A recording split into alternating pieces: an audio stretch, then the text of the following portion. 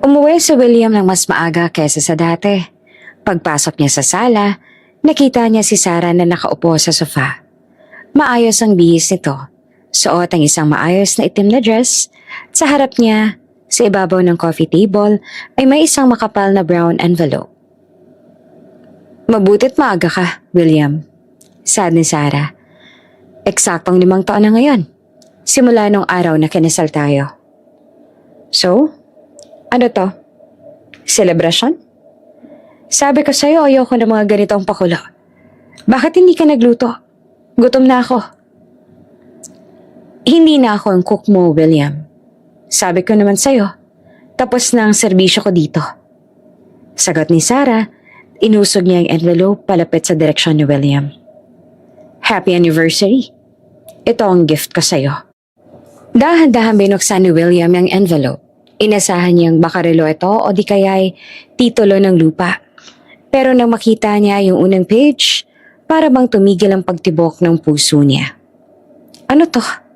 Tanong ni William na ang boses niya ay gumagaralgal. Divorce papers?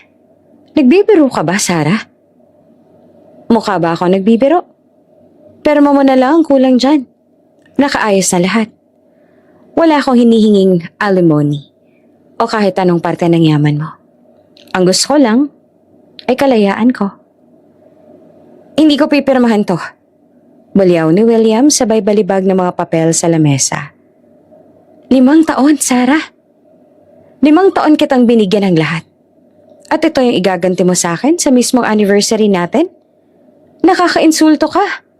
Masisira ang pangalan ko sa gagawin mo. Yung pangalan mo lang ba yung iniisip mo, William? 5 taon akong naging anino sa bahay na to.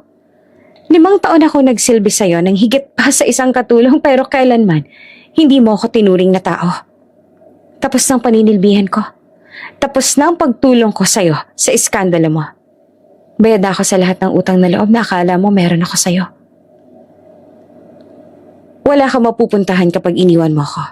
Kapag umalis ka, sino yung tatanggap sa'yo? Sige nga, pinakasalan lang kita. Without me, you are just nobody. Mas mabuti nang mag-isa kesa kasama yung taong pinaramdam sa akin na wala akong kwenta araw-araw. Tumayo siya at kinuha ang kanyang bag. Nakaimpake na yung mga gamit ko. Iiwan ko na yung susi sa guard. Pag-isipan mo ang pagperma, William. Kasi kahit hindi mo permahan yan, hindi na ako babalik dito. Sarah, bumalik ka rito. Hindi pa tayo tapos mag-usap. Sigaw ni William habang sinusundan si Sarah patungo sa pinto. Huminto si Sarah at lumingon. Tapos na tayo, William. Matagal na tayong tapos. Ngayon ko lang tinapos yung pagtitiis ko. Padabong na isinara ni Sarah ang pinto bago iniwan si William na nakatayo sa gitna ng malawak na penthouse. Tinitigan ni William yung divorce paper sa lamesa. Hindi siya makapaniwala. Yung mahinhin, matiisin at mapagmahal na si Sarah ay nagawa siyang iwan sa mismong araw na dapat ay ipinagdiriwang nila ang pagsasama nila.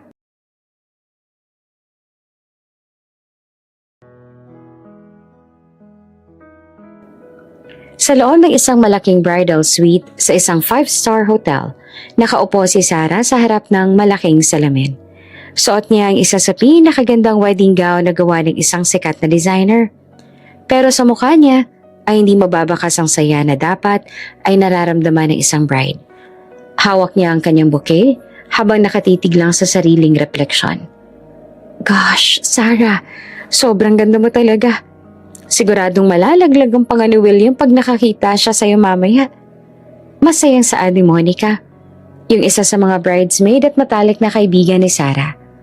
Ngumiti lamang ng tipid si Sarah. Alam niya sa sarili niya na hindi iyon mangyayari. Alam niya kung bakit sila nauwi sa kasalan na to. Oo na, girl.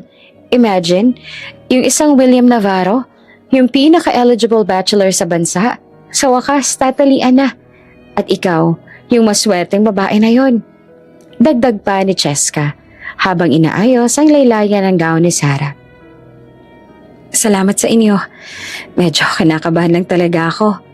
Sad ni Sarah para hindi mahalata ng mga kaibigan niya ang tunay niyang nararamdaman. Normal lang yan, Sarah.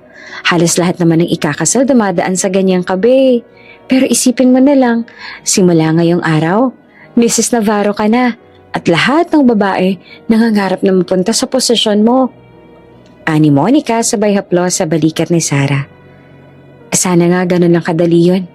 Bulong ni Sarah sa kanyang sarili. Sa kabilang banda naman sa loob ng simbahan, nakatayo na si William sa harap ng altar. Maayos ang kanyang suot na tuxedo at bawat anggulo ng kanyang muka ay para bang gawa ng isang eskultor. Pero kung titingnan ng kanyang mga mata, wala itong emosyon, walang excitement, walang kaba at lalong walang pagmamahal.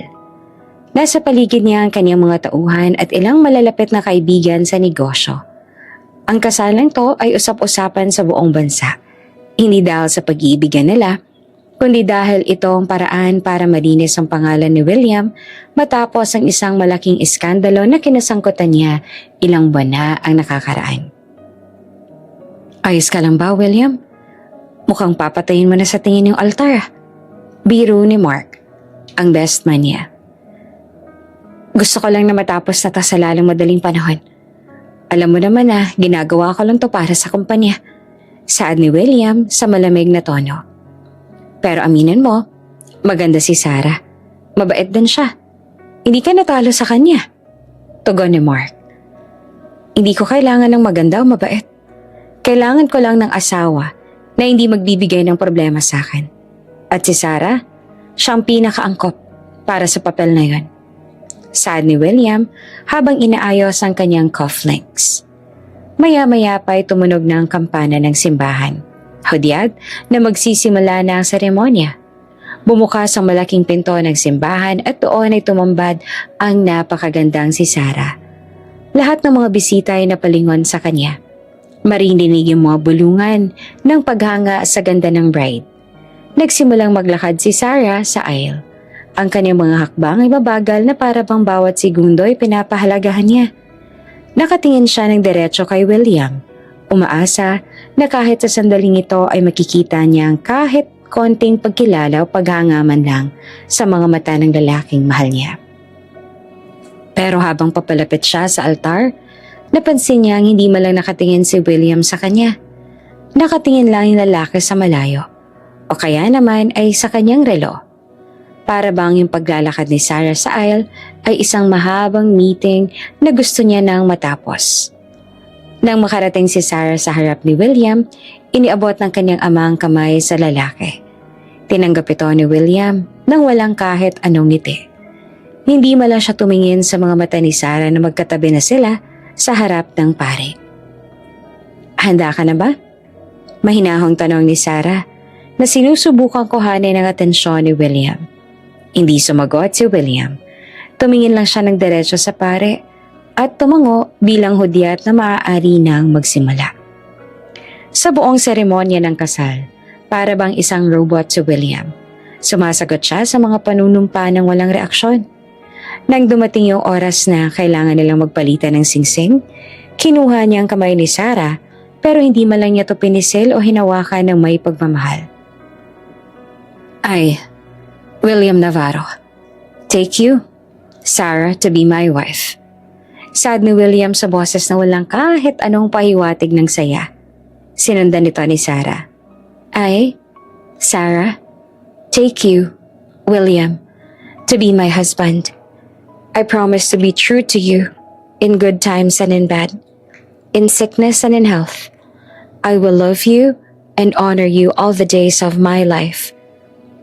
Sa bawat salitang binitawan ni Sarah, naroon ang katotohanan. Mahal niya si William noon pa man. Alam niyang ang kasalang to ay dahil lang sa iskandalo. Pero para sa kanya, ito ang pagkakataon na may ipakita sa lalaki na karapat-dapat siyang mahalin. Hindi niya inalintana na baka sa huli, siya lang yung nagmamahal. Basta yung mahalaga ay magkasama na sila. I now pronounce you husband and wife. You may now kiss the bride. Saad ng pare. Inaasahan ng mga bisita ang isang matamis na halik. Dahan-dahang itinaas si William ang belo ni Sarah. Sandaling nagtagpo ang kanilang mga mata At doon nakita ni Sarah ang kawalan ng interes ni William. Mabilis na humalik si William sa kanyang noo, hindi sa kanyang labi, bago muling tumingin sa mga bisita para magkunwaring masaya. Ngumiti ka, maraming kamera. Mahinang utos ni William kay Sarah habang nakaharap sila sa mga photographer. Sinusubukan ko, William. Sagot ni Sarah na pilit tinatago ang sakit na nararamdaman. Pagkatapos ng kasal, dumiretso sila sa reception. Isang napakalaking piging ang inihanda. Puno ng mga sikat na personalidad at mga negosyante. Pero sa gitna ng selebrasyon, pakiramdam ni Sarah ay siya ang pinakatahimik na tao sa loob ng venue. Si William ay abala sa pakikipag-usap sa kanyang mga business partners. Hindi niya malang inalok si Sarah ng pagkain o inisip kung komportable ba ito. Para kay William, tapos na yung palabas. Nagawa na yung kailangan gawin para maisalba ang kanyang reputasyon. Hindi ka ba kakain? Kanina ka pa dyan nakaupo. Tanong ni Mark na napansin ang katahimikan ni Sarah.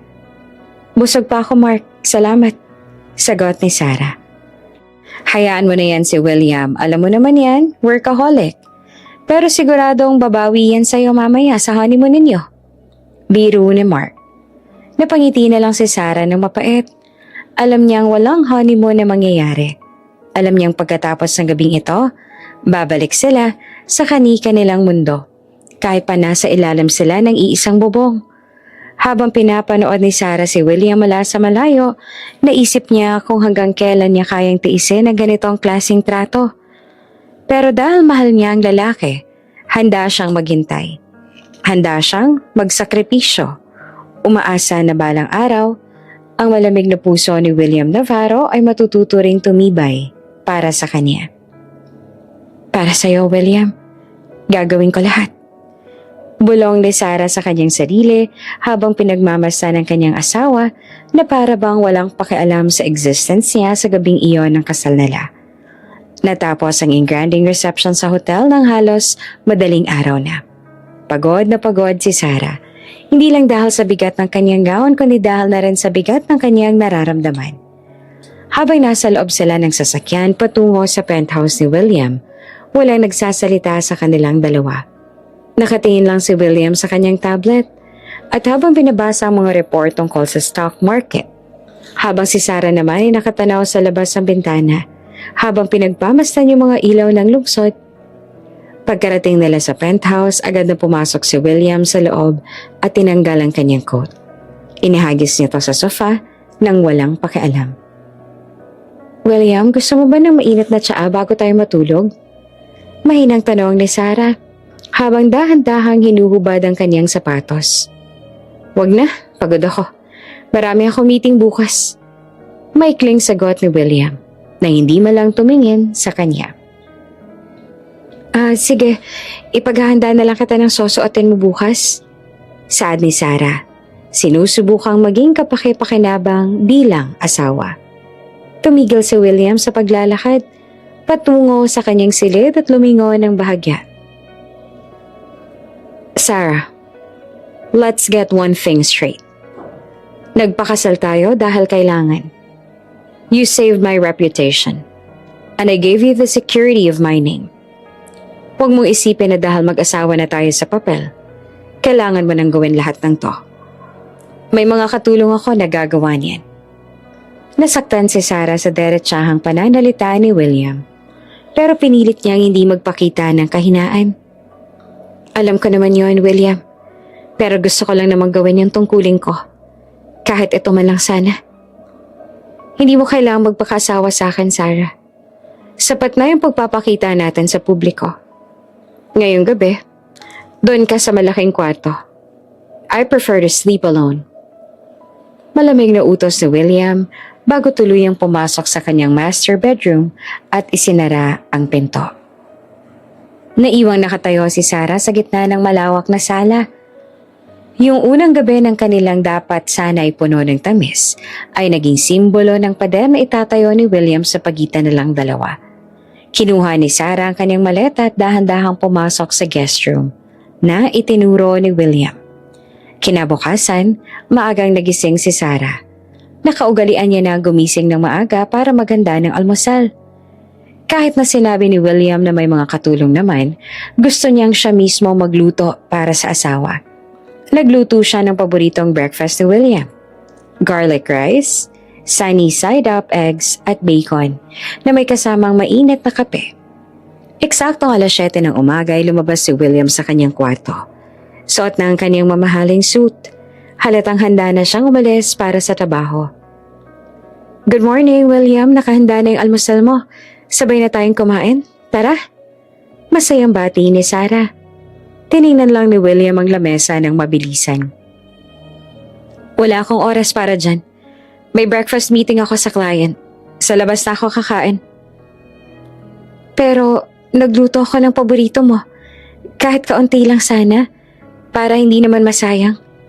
Pakiusap ni Sarah.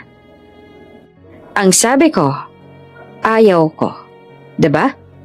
Ibigay mo na lang sa mga security sa baba o di kaya itapon mo. Huwag mo akong pilitin sa mga bagay na ayaw ko, Sarah. Saad ni William habang kinukuha ang kaniyang briefcase. Pasensya na. Gusto ko lang naman sana na mabusog ka bago ka pumasok. Saad ni Sarah na pilit na pinapatatag ang boses. Huwag mo nang uulitin to. Sinabi ko na sa'yo. Hindi mo kailangan gawin yung mga gawaing bahay. At isa pa, huwag ka masyadong mag-expect sa relasyong to. Dagdag pa ni William, bago lumabas ang pinto na hindi malang nagpapaalam ng maayos. Napaupo si Sarah sa upuan. Tiningnan niya yung pagkaing inihanda niya ng may pagmamahal. Ito pala yung magiging buhay niya. Yung pagiging asawa sa pangalan lang. Yung maging anino sa loob ng sariling pamamahay. Pero sa kabila ng lahat ng yon, hindi siya sumuko. Naniniwala siya na balang araw, mapapansin din siya ni William. Lumipas yung mga araw, linggo at buwan. Naging routine na ni Sarah ang pag-aasikaso kay William, kahit palagi siyang dinededman nito. Tuwing gabi, hinihintay niyang makauwi si William, kahit madalas ay madaling araw na tong dumarating. Minsan nakakatulog na siya sa sofa kakahintay. Isang gabi, umuwi si William na mukhang problemado. Marami siyang dalang papeles at mukhang pagod na pagod sa opisina. Agad siyang nilapitan ni Sarah para kunin ang kanyang bag. Mukhang pagod ka, William. Gusto mo bang ipaghanda kita ng mainit na tubig para pampaligo mo? Tanong ni Sarah. Wag na, bitawan mo yan. Kaya ko yung sarili ko. Asik ni William sabay bawi ng kanyang bag. Gusto ko lang namang tumulong. Tumulong? Sarah, yung pagtulong mo natapos na nung pinakasalan mo ako sa harap ng media. Yun lang naman ang kailangan ko sa'yo. Yung pananatili mo rito, sapat na. Huwag mo na akong kulitin sa mga maliit na bagay. Saad ni William habang naglalakad patungo sa kanyang study room. Hindi naman kita kinukulit, William. Nag-aalala lang ako sa'yo. 5 buwan na tayong kasal pero parang hindi mo malang ako kilala.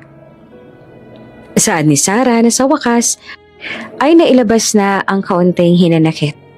Tumigil si William at humarap sa kanya. At bakit kailangan kilalanin kita? Alam nating dalawa kung bakit tayo nandito. You wanted this marriage as much as I did. Siguro dahil gusto mo rin naman ng yaman at status na maibibigay ko. Kaya huwag kang magpanggap na biktima rito. Nagulat si Sarah sa sinabi ni William. Hindi totoo yan. Nagpakasal ako sa'yo dahil mahal kita, William. Matagal na kitang mahal, bago pa man mangyari yung iskandalong yon. Tumawa ng mapait si William. Mahal? Huwag mo nga akong patawanin, Sarah. Ang pag-ibig, para lang sa mga taong walang magawa sa buhay. Sa mundo ko, negosyo at kapangyarihan ang mahalaga. Kaya kung inaasahan mong isang fairy tale marriage, nagkakamali ka ng pinasukan. Matapos sabihin yon ay tinalikuran na ni William si Sarah at pumasok sa kanyang study room. Sabay lock ng pinto. Naiwang tuliro si Sarah. Masakit marinig mula sa taong mahal mo na ang tingin niya sa nararamdaman mo ay isang biro lang. Pero kahit na ganon, hindi pa rin lumayo si Sarah. Sa mga sumunod na araw patuloy pa rin siyang nag-aasikaso. Ipinaghahanda niya pa rin ito ng isusuot na damit. Tinitiyak na laging malinis ang paligid ni William at palaging nagluluto ng masasarap na pagkain kahit alam niyang hindi naman ito kakainin ng asawa. Bakit mo pa ba ginagawa yan, Sarah? Kita mo namang hindi ka pinapansin ng asawa mo. Saad ng kanyang kapatid na si Lara nang minsan tong bumisita sa penthouse. Kasi asawa ko siya, Lara. At kahit anong mangyari, naniniwala ako na darating din yung araw na makikita niya yung halaga ko. Sagot ni Sarah habang nag-aayos sa mga bulaklak sa vase. 5 buwan na, Sarah. 5 buwan na parang hangin ka lang sa bahay na to. Hindi ka ba napapagod? Tanong ni Lara na may pag-aalala. Napapagod pero hindi ako susuko. Mahal ko siya, Lara. At yung pagmamahal, marunong maghintay. Saad ni Sarah, bagaman may kaunting ragasan ng luha sa kanyang mga mata. Hindi alam ni Sarah na sa bawat araw na lumilipas, ang kanyang pasensya ay unti-unti nang nauubos. At ang pagmamahal na akala niya ay walang hangganan ay dahan-dahan nang dinudurog ng kawalang bahala ni William. Pero sa ngayon, pipiliin pa rin niyang manatili, manilbihan at magmahal ng tahimik sa likod ng mga pader ng bahay nila. 1 taon na nakalipas mula na maganap ang kasal nilang dalawa. Pero para kay Sarah, parang bawat araw ay lalong humahaba. Nakaupo siya sa malawak na dining table. Nakatitig sa bakanteng upuan sa harap niya. Gabi-gabi ganito ang eksena. Nakahanda ang mesa, may mainit na sabaw at may paboritong pagkain ni William. Pero yung upuan nananatiling walang laman. Bumukas ang pinto ng penthouse at pumasok si William. Tulad ng dati, hindi man lang siya lumingon sa direksyon ni Sarah. Dire-diretso siya sa bar counter at nagbuhos ng alak sa baso. Gabi na, William. Kumain ka na ba? Ipinagluto ka ng sinigang na hipon. Paborito mo to, di ba? Mahinang sabi ni Sarah habang tumatayo para salubungin ang asawa. Kumain na ako sa labas, kasama yung mga board members. Huwag mo na ako intindihin. Sagot ni William pagkatapos ay lumagok ng alak. Pero tumawag ako sa opisina mo kanina. Sabi ng secretary mo wala kang dinner meeting. Akala ko kasi uuwi ka na maaga kasi anniversary natin sa 1 buwan. Baka gusto mong pag-usapan yung plano natin? Anniversary? Sarah, ilang beses ko bang sasabihin sa'yo na huwag ka masyadong seryoso sa pagsasama natin? It's just a contract. 1 perasong papel lang yung nag-uugnay sa atin. Huwag kang gagawa ng kahit anong celebration dahil wala akong balak umattend. Putol ni William sa kanya. Ang boses niya ay walang bahid ng pagsisisi. Napahawak si Sarah sa gilid ng lamesa. Kahit ba 1 gabi lang, William? Kahit bilang pasasalamat man lang sa pagtulong ko sa'yo nung kailangan mo ng asawa? Tiningnan siya ni William ng matalim. Binabayaran kita sa pamamagitan ng marangyang buhay na to, Sarah. Lahat ng gusto mong bilhin, lahat ng luho, ibinibigay ko. Hindi pa ba sapat yon? Bakit kailangan mo pang humingi ng oras ko? Hindi ko naman kailangan ng pera mo, William. Alam mo yan. Ang gusto ko lang naman na maramdaman na asawa mo ko. 5 taon yung usapan natin sa kontrata at 1 taon ang lumipas. Sa loob ng 1 taon na yon, kailan mo ba ako huling kinausap na hindi tungkol sa schedule o sa kumpanya? Sigaw ni Sarah na sa wakas ay sumabog na yung galit niya. Nagulat si William sa biglang pagtaas ng boses ni Sarah. Hindi siya sanay na sumasagot ito sa kanya. Yung kilala niyang Sarah ay yung mahinhin at laging sumusunod. Wala akong oras para sa drama mo, Sarah. Kung hindi ka masaya sa setup natin, problema mo na yun. Basta yung alam ko, ginagawa ko yung parte ko. I provide for you. I protect your name. Ano pa bang gusto mo? Saad ni William sabay lapag ng baso ng malakas. Gusto ko ng asawa, William, hindi boss. Hindi bangko. Gusto ko ng taong tatanungin ako kung kamusta yung araw ko. Yung taong yayakapin ako pagkatapos ng mahabang araw. Naiiyak na saad ni Sarah. Kung ganun pala ang gusto mo, nagkamali ka ng lalaking pinakasalan. Ngayon, kung tapos ka na, matutulog na ako. Maaga pang flight ko bukas papuntang Singapore para sa isang conference. Malamig na tugon ni William bago tumalikod at pumasok sa kanyang kwarto. Naiwang mag-isa si Sarah sa sala. Yung pagkaing inihanda niya ay malamig na. Kasing lamig ng pakikitungo sa kanya ng asawa niya. Humagulhol siya ng iyak. Tanging ang tunog ng aircon at ang katahimikan ng gabi ang maririnig ng mga oras na yon. Kinaumagahan, bago pa magising si Sarah ay wala na si William. Nakita na lang niya ang isang note sa kusina na galing sa isa sa mga maid. Ma'am Sarah, umalis na po si Sir William kaninang alas 4 ng madaling araw. Sabi niya po baka isang linggo daw siya doon. Walang paalam, walang text, walang kahit na ano. Ganun lang siya kadaling iwan ni William. Para siyang isang gamit sa bahay na iniiwan lang kapag hindi na kailangan at babalikan na lang kapag naisipan. Lumipas ang isang linggo at bumalik si William. Pero wala pa rin nagbago. Dumiretso siya sa trabaho at uuwi lang para matulog. Kung magkita man sila sa loob ng penthouse, tanging tangulang o tipid na hello ang matatanggap ni Sarah. Isang hapon, habang nag-aayos ng gamit si Sarah, nakita niya ang isang lumang picture nila noong araw ng kanilang kasal. Nakita niya yung sarili niya na puno ng pag-asa sa mga mata.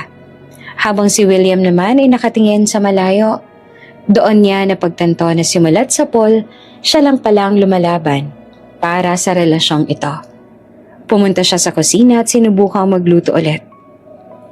Siguro, kung gagalingin ko pa yung pag-aalaga sa kanya, baka balang araw mapapansin din niya ako.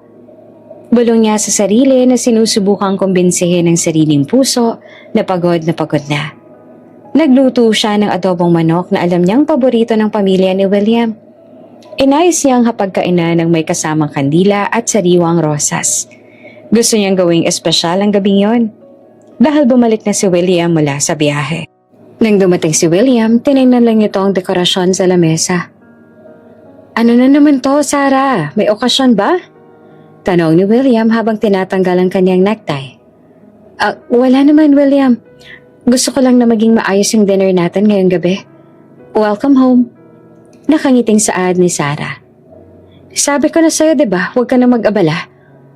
Nakakaabala lang yung mga ganitong bagay at yung mga kandilang yan napaka-corny, Sarah. Wala tayo sa pelikula. Saad ni William sabay ihip sa mga kandila para mamatay ang apoy nito. Parang pinipit-pit ang puso ni Sarah sa ginawa ni William. Corny? Pinaghirapan ko to, William. Gusto ko lang namang maging normal tayong mag-asawa. Normal? Sarah, normal tayo. Mag-asawa tayo sa papel. Nakatira sa iisang bahay at walang ibang nakikialam sa atin. Yan yung normal para sa akin. Kung gusto mo ng higit pa dyan, huwag mo sa akin hanapin. Saad ni William bago kumuha ng isang mansana sa basket at dumiretso sa kanyang kwarto. Hindi na kumain si Sarah. Inligpit niya ang lahat ng pagkain inihanda niya. Itinapon niya ang mga rosa sa basurahan. Sa bawat talulot na nahuhulog, para bang kasabay nito ang paghulog ng huling peraso ng pag-asa niya. Doon niya naramdaman ang matinding pagod. Ang 5 taon na kontrata ay para bang isang habang buhay na parusa. Mahal niya si William, oo. Pero yung pagmamahal na yon ay unti-unti nang nagiging laso na pumapatay sa pagkatao niya. Hanggang kailan, Sarah? Hanggang kailan mo titiisin maging anino? Tanong niya sa sarili habang nakatingin sa madilim na bintana. Alam niyang hindi niya na kaya magtagal sa ganitong sitwasyon. Ang babaeng mahinhin at matiisin ay unti-unti nang nagkakaroon ng lamat. At sa bawat pagdededma ni William, ang lamat na yon ay lalong lumalalim at naghihintay lang ng tamang oras para tuluyang mabasag. Habang natutulog si William sa kabilang kwarto ng mahimbing, si Sarah ay gising na gising. Pinaplano ng susunod niyang hakbang. Hindi na siya papayag na maging pang-display lang sa buhay ng asawa niya. Kung hindi siya kayang mahalin ni William, baka oras na para mahalin naman niya ang sarili niya. Lumipas ang mga buwan at naging 3 taon na ang pagsasama ni William at Sarah. Sa loob ng mga panahong yon, wala talagang nagbago sa trato ni William sa kanyang asawa. Yung penthouse na tinitirhan nila ay mas malaki pa sa isang palasyo. Pero para kay Sarah, ito ay isang napakagandang kulungan. Yung 5 taon na kontrata nila ay unti-unti nang lumalapit sa dulo. Pero yung distansya sa pagitan nilang dalawa ay para bang mas lalo pang lumalawak. Isang umaga, gaya ng dati, maagang nagising si Sarah para irahinda ang gamit ni William. Inayos niya ang kulay asul na suit nito tsaka nilagay sa puting polo na bagong plancha. Maingat din niyang pinili ang sapatos na gagamitin ng asawa kahit hindi siya kinakausap ni William. Alam ni Sarah ang bawat maliit na detalye tungkol dito.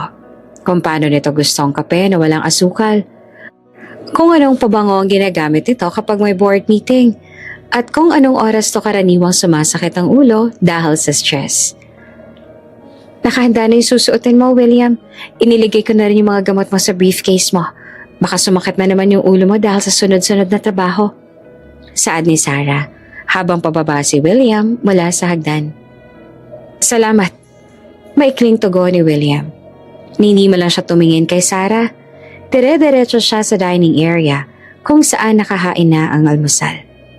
Umupo si Sarah sa tapat niya, umaasang kahit isang sandali ay magkaroon sila ng totoong pag-uusap.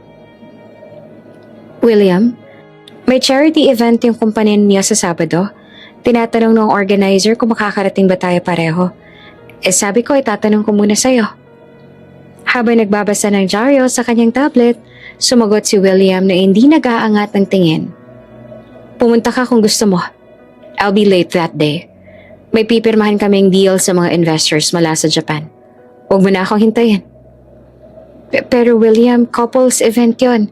Nakakahiya naman kung mag-isa lang ako doon. Isang oras lang naman sana. Pagkatapos pwede ka nang bumalik sa trabaho. Pakiusap ni Sarah. Doon na nag-angat ng tingin si William. Pero ang kanyang mga mata ay puno ng pagkairita. Sarah, ilang beses ko bang sasabihin sa'yo? Busy ako. Yung charity event na yan para lang yan sa image. Kung nandun ka, pwede na yon para sabihing present ang pamilya natin. Bakit pa kailangan mong gawing komplikado lahat? Hindi ko naman ginagawang komplikado lahat, William.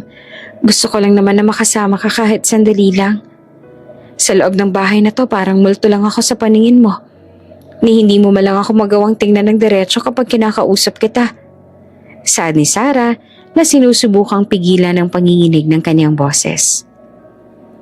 Dahil wala akong makita sa'yo, kundi yung obligasyong kinasangkutan ko. Sarah, be realistic. You're here because you choose to stay. I'm providing everything. Bakit ba hindi ka nalang mag-shopping o makipagkita sa mga kaibigan mo at pigilan mo yung pag-oobserba sa bawat galaw ko? Asik ni William, bago pa dabog na tumayo at iniwan yung kalahating kinain na almusal. Pinanood ni Sarah ang pag-alis ni William. Yung luha na kanina pa niya pinipigilan ay dahan-dahang pumatak sa kanyang pisngi. 5 taon na siyang naninilbihan. 5 taon na siyang nagtitiis sa lamig ng pakikitungo nito. Wala silang physical intimacy. Hindi man lang siya hinahawakan ni William sa kamay o hinahalikan sa pisngi kapag walang ibang tao. Para silang mga estranghero na nagkataong nakatira sa iisang bubong. Ginamit ni Sarah ang kanyang oras sa paglilinis ng bahay kahit may mga katulong naman. Gusto siyang mapagod ang katawan niya para hindi na makapag-isip ang utak niya. Pumunta siya sa garden at doon ay nagtanim ng mga bagong halaman habang sinusubukang ibuhos ang kanyang pagmamahal sa mga bagay na marunong tumubo at magbunga bilang kapalit ng kanyang pag-aalaga. Ma'am Sarah, pahinga na po muna kayo. Kanina pa po kayo dyan sa ilalim ng araw.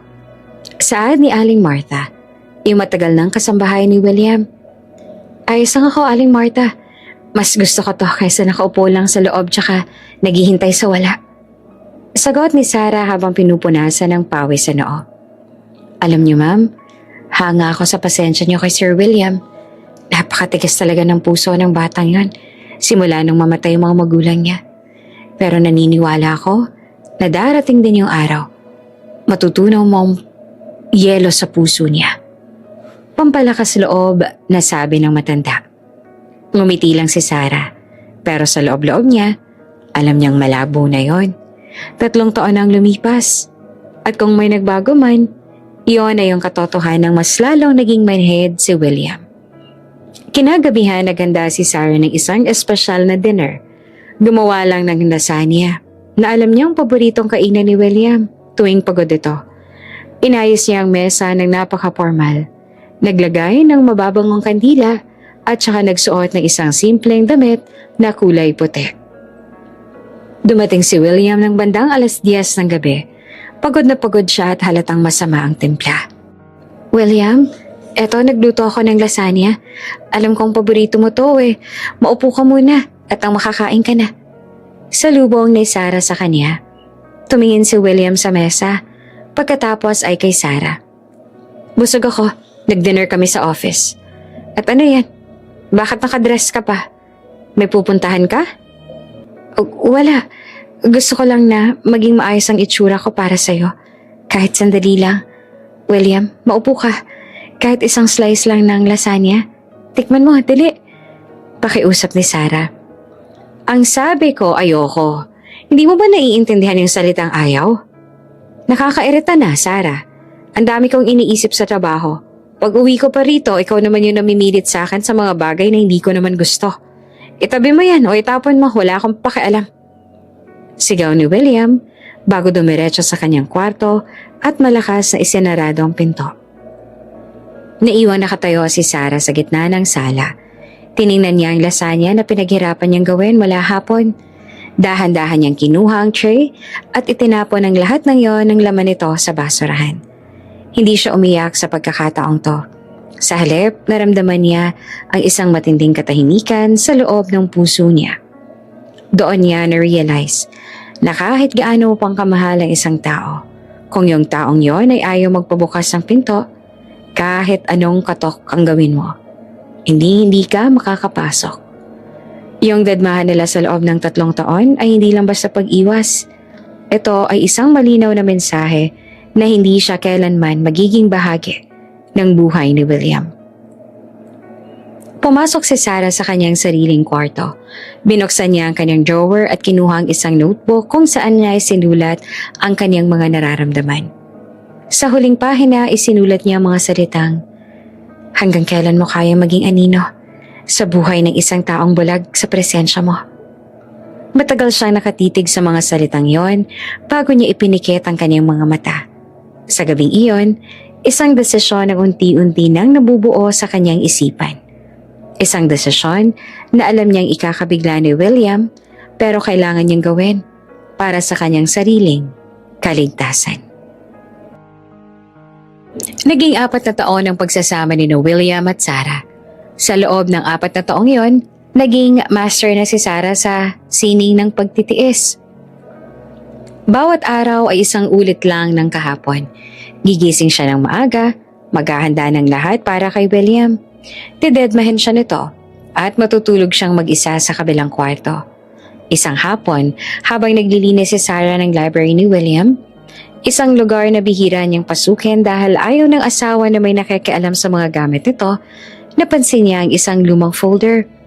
Nakalagay doon ang balita tungkol sa iskandalong kinasangkutan ni William 5 taon na ang nakakalipas. Doon niya muling naalala kung bakit sila nauwi sa ganito.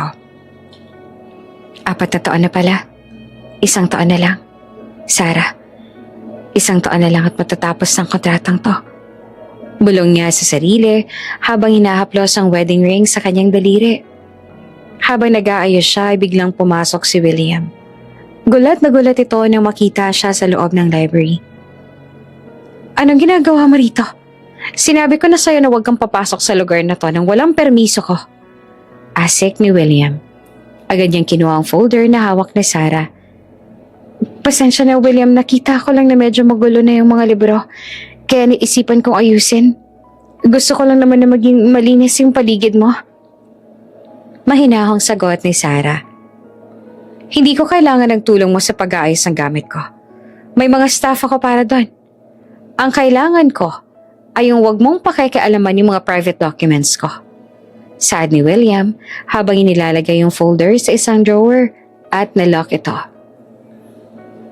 Private documents? William, asawa mo ko.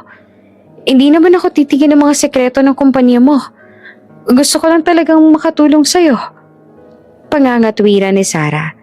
Tumingin si William sa kanya ng may halong pangungutya. Asawa? Sarah, let's be real. Sa pangalan lang. Huwag mong kalimutan na yung kasalang to. Business move lang. You're getting paid for this, remember? Paid? Hindi ako tumanggap ng kahit anong pera mula sa'yo na hindi para sa bahay na to, William. Lahat ng luho na sinasabi mo, hindi ko hinihingi. Ang tanging hinihingi ko lang sa'yo ay yung oras mo. Pero kahit yun, pinagkakait mo pa rin. Saad ni Sarah na puno ng paetang boses. Dahil yung oras ko ay pera. At yung pera, yun ang nagpapatakbo sa buhay nating dalawa. Ngayon, lumabas ka na. May gagawin pa ako.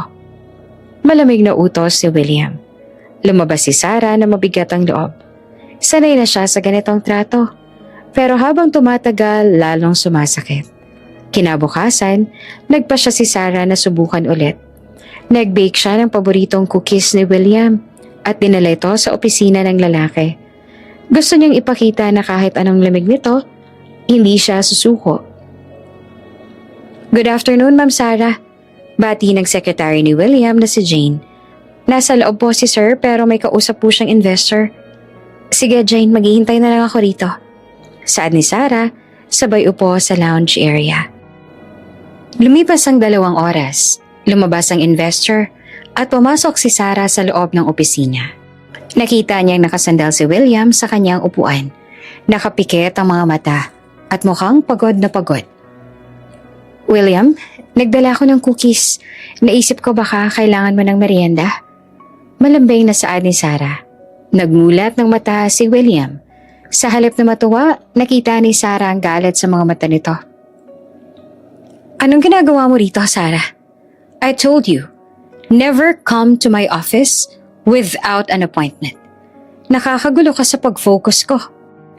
Gusto ko lang namang dalhan ka ng pagkain. Hindi ka pa pwedeng mag-break kahit 5 minuto lang. Break? Sarah, I'm running a $1 billion empire. Wala akong oras para sa cookies mo. Look at this table. Puno ng mga kontrata at deadlines. At ikaw, dadalan mo ako ng cookies. Napaka-childish mo talaga. Sigaw ni William sabay hawi sa box ng cookies na bitbit ni Sarah. Nahulog ito sa sahig at nagkalat ang pagkain. Natigilan si Sarah. Tinitigan niya yung mga cookies sa pinaghirapan niyang gawin ng buong umaga. Dahan-dahan niyang kinuha ang box at sinimulang pulutin ang mga peraso. Sorry, hindi ko na uulitin. Akala ko kasi hindi na naituloy ni Sarah ang sasabihin dahil nanginginig na ang kaniyang labi. Akala mo ano? Na magiging parang normal na mag-asawa tayo? Na naglalambingan sa opisina?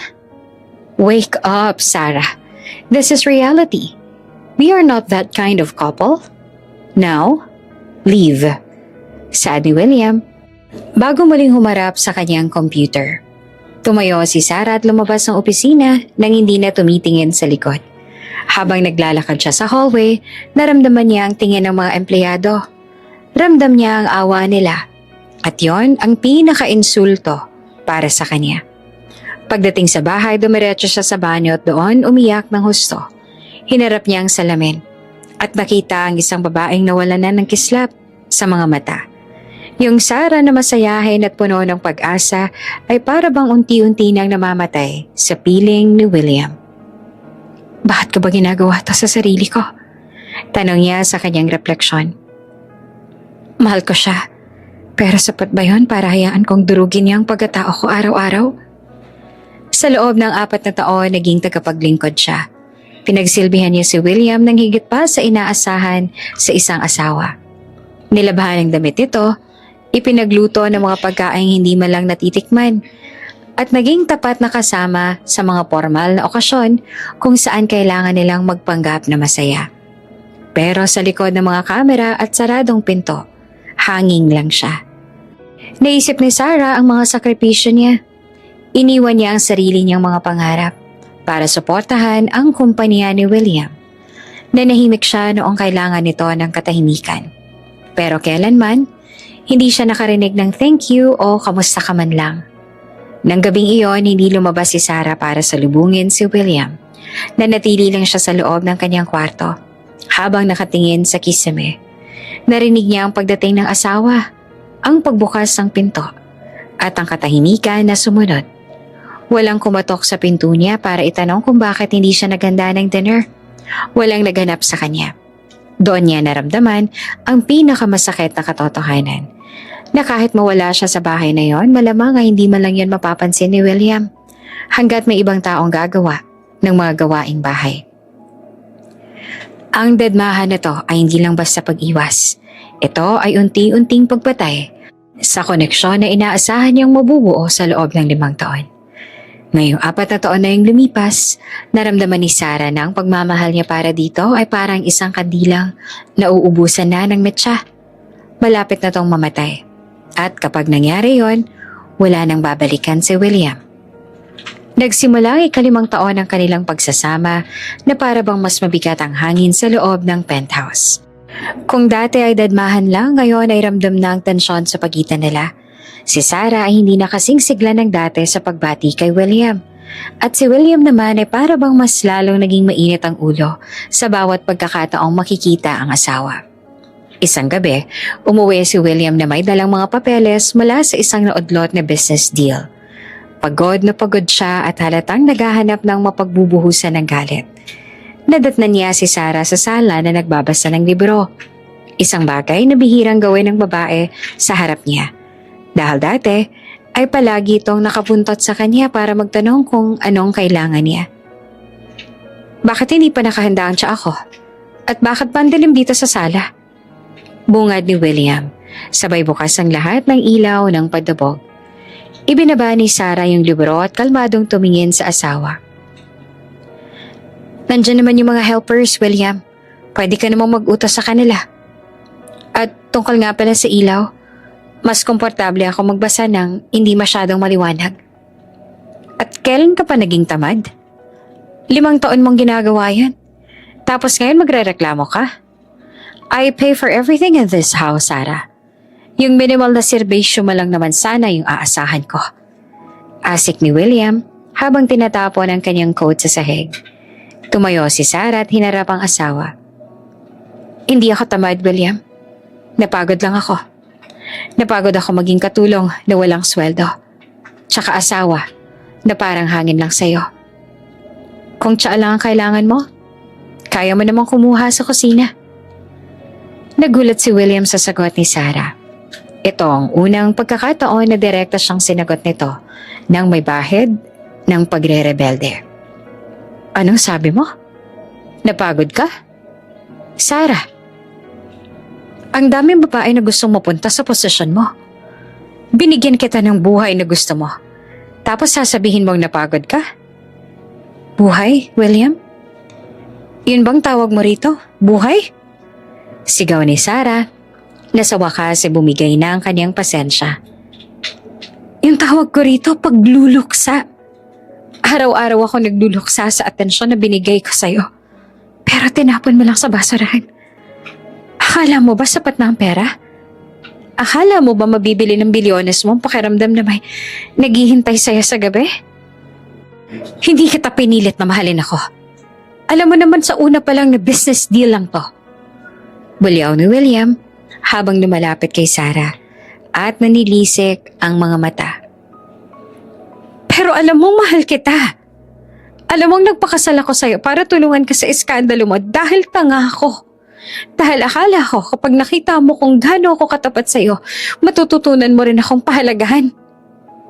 Mangiyak-ngiyak na saad ni Sarah. Pahalagahan? Paano kita papahalagahan? Kung yung ginagawa mo lang maging anino ko. Wala kang sariling buhay. Palagi kang nakadepende sa akin. Sa atensyon ko. Sa oras ko. Nakakasakal ka. Bulyaw ni William. Yung mga salitang nakakasakal ay parang sampal sa mukha ni Sarah. Nakakasakal pala yung pag-aalaga ko. Sige. Simula ngayong gabi. Hindi mo na mararamdaman yung sakal na sinasabi mo. Sagot ni Sarah na yung boses niya ay naging malamig at matigas. Mabuti pa nga. Dahil sawang-sawa na ako sa pagmumukha mong parang laging nagmamakaawa para sa atensyon. You're pathetic, Sarah. Kung hindi lang dahil sa apelyido ko, wala kang kwenta. Sa sobrang galit, kinuha ni William ang isang vase sa side table. Isang regalo pa ng magulang ni Sarah noong kasal nila at ibinalibag iyon sa pader. Nabasag ito sa libo-libong peraso. Kasing durog ng puso ni Sarah sa mga sandaling iyon. Yan naman tingin mo sa akin? Walang kwenta? Tanong ni Sarah sa mahinang boses, pero puno ng galit. Sa ngayon, oo. Dahil wala kang ibang ginawa, kundi maging pabigat sa buhay ko. Umalis ka sa harap ko, bago ko pa masabi ang mga bagay na mas lalong makakasakit sa'yo. Saad ni William, sabay turo sa pinto. Hindi gumalaw si Sarah. Nananatili siyang nakatitig kay William habang tinitingnan ng lalaking minahal niya ng 5 taon. Pero ngayon ay parang isang demonyo sa harap niya. Huwag ka mag-aalala, William. Hindi mo kailangang magsalita. Malinaw na sa akin ang lahat.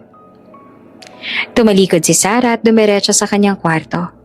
Isinarado ang pinto ng malakas. Naiwan si William sa sala na hinihingal sa galit, habang yung mga peraso ng nabasag na vase ay nakakalat sa sahig. Isang paalala ng ugnayang tuluyan ang nagiba sa gabing iyon. Hindi natulog si Sarah sa gabing iyon. Yung mga salitang walang kwenta at nakakasakalay pa ulit-ulit na umaalingaw-ngaw sa kanyang pandinig.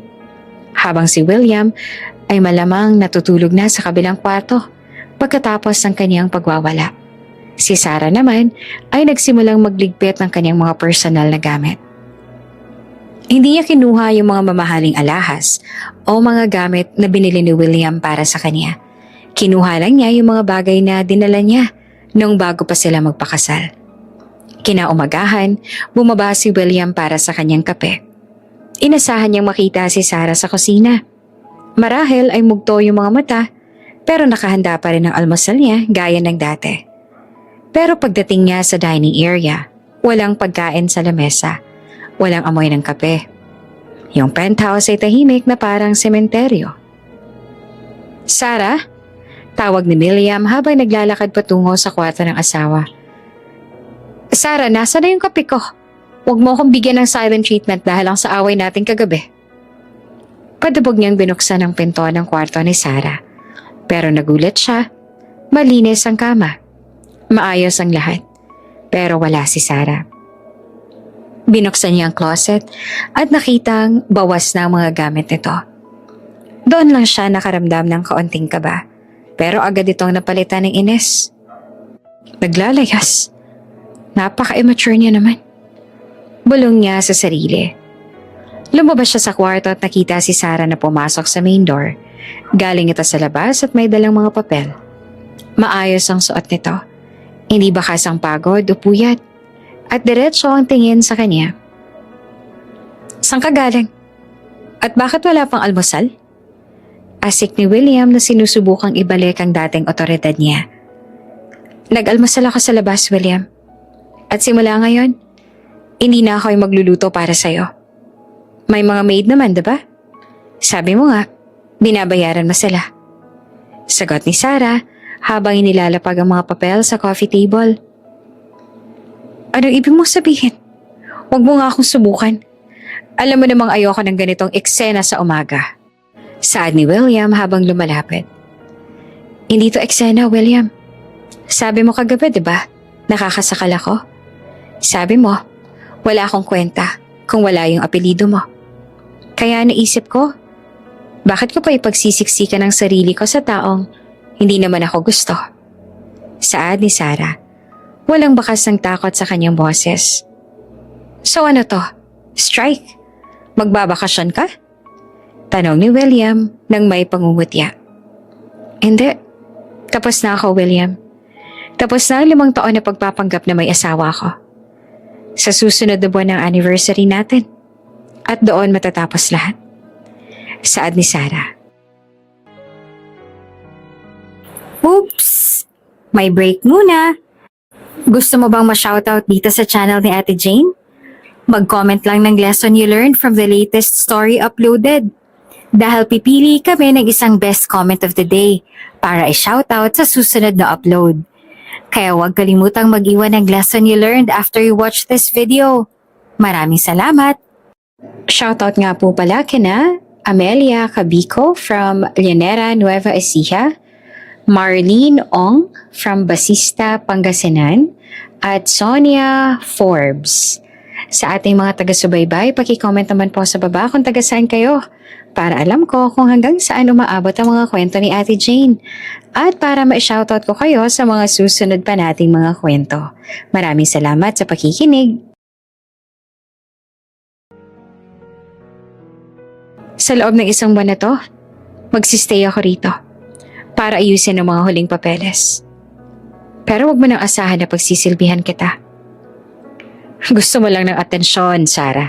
Aminin mo, ginagawa mo to para lambingin kita. Pero nagkakamali ka. Hindi ako luluhod sa harap mo. Sabi ni William.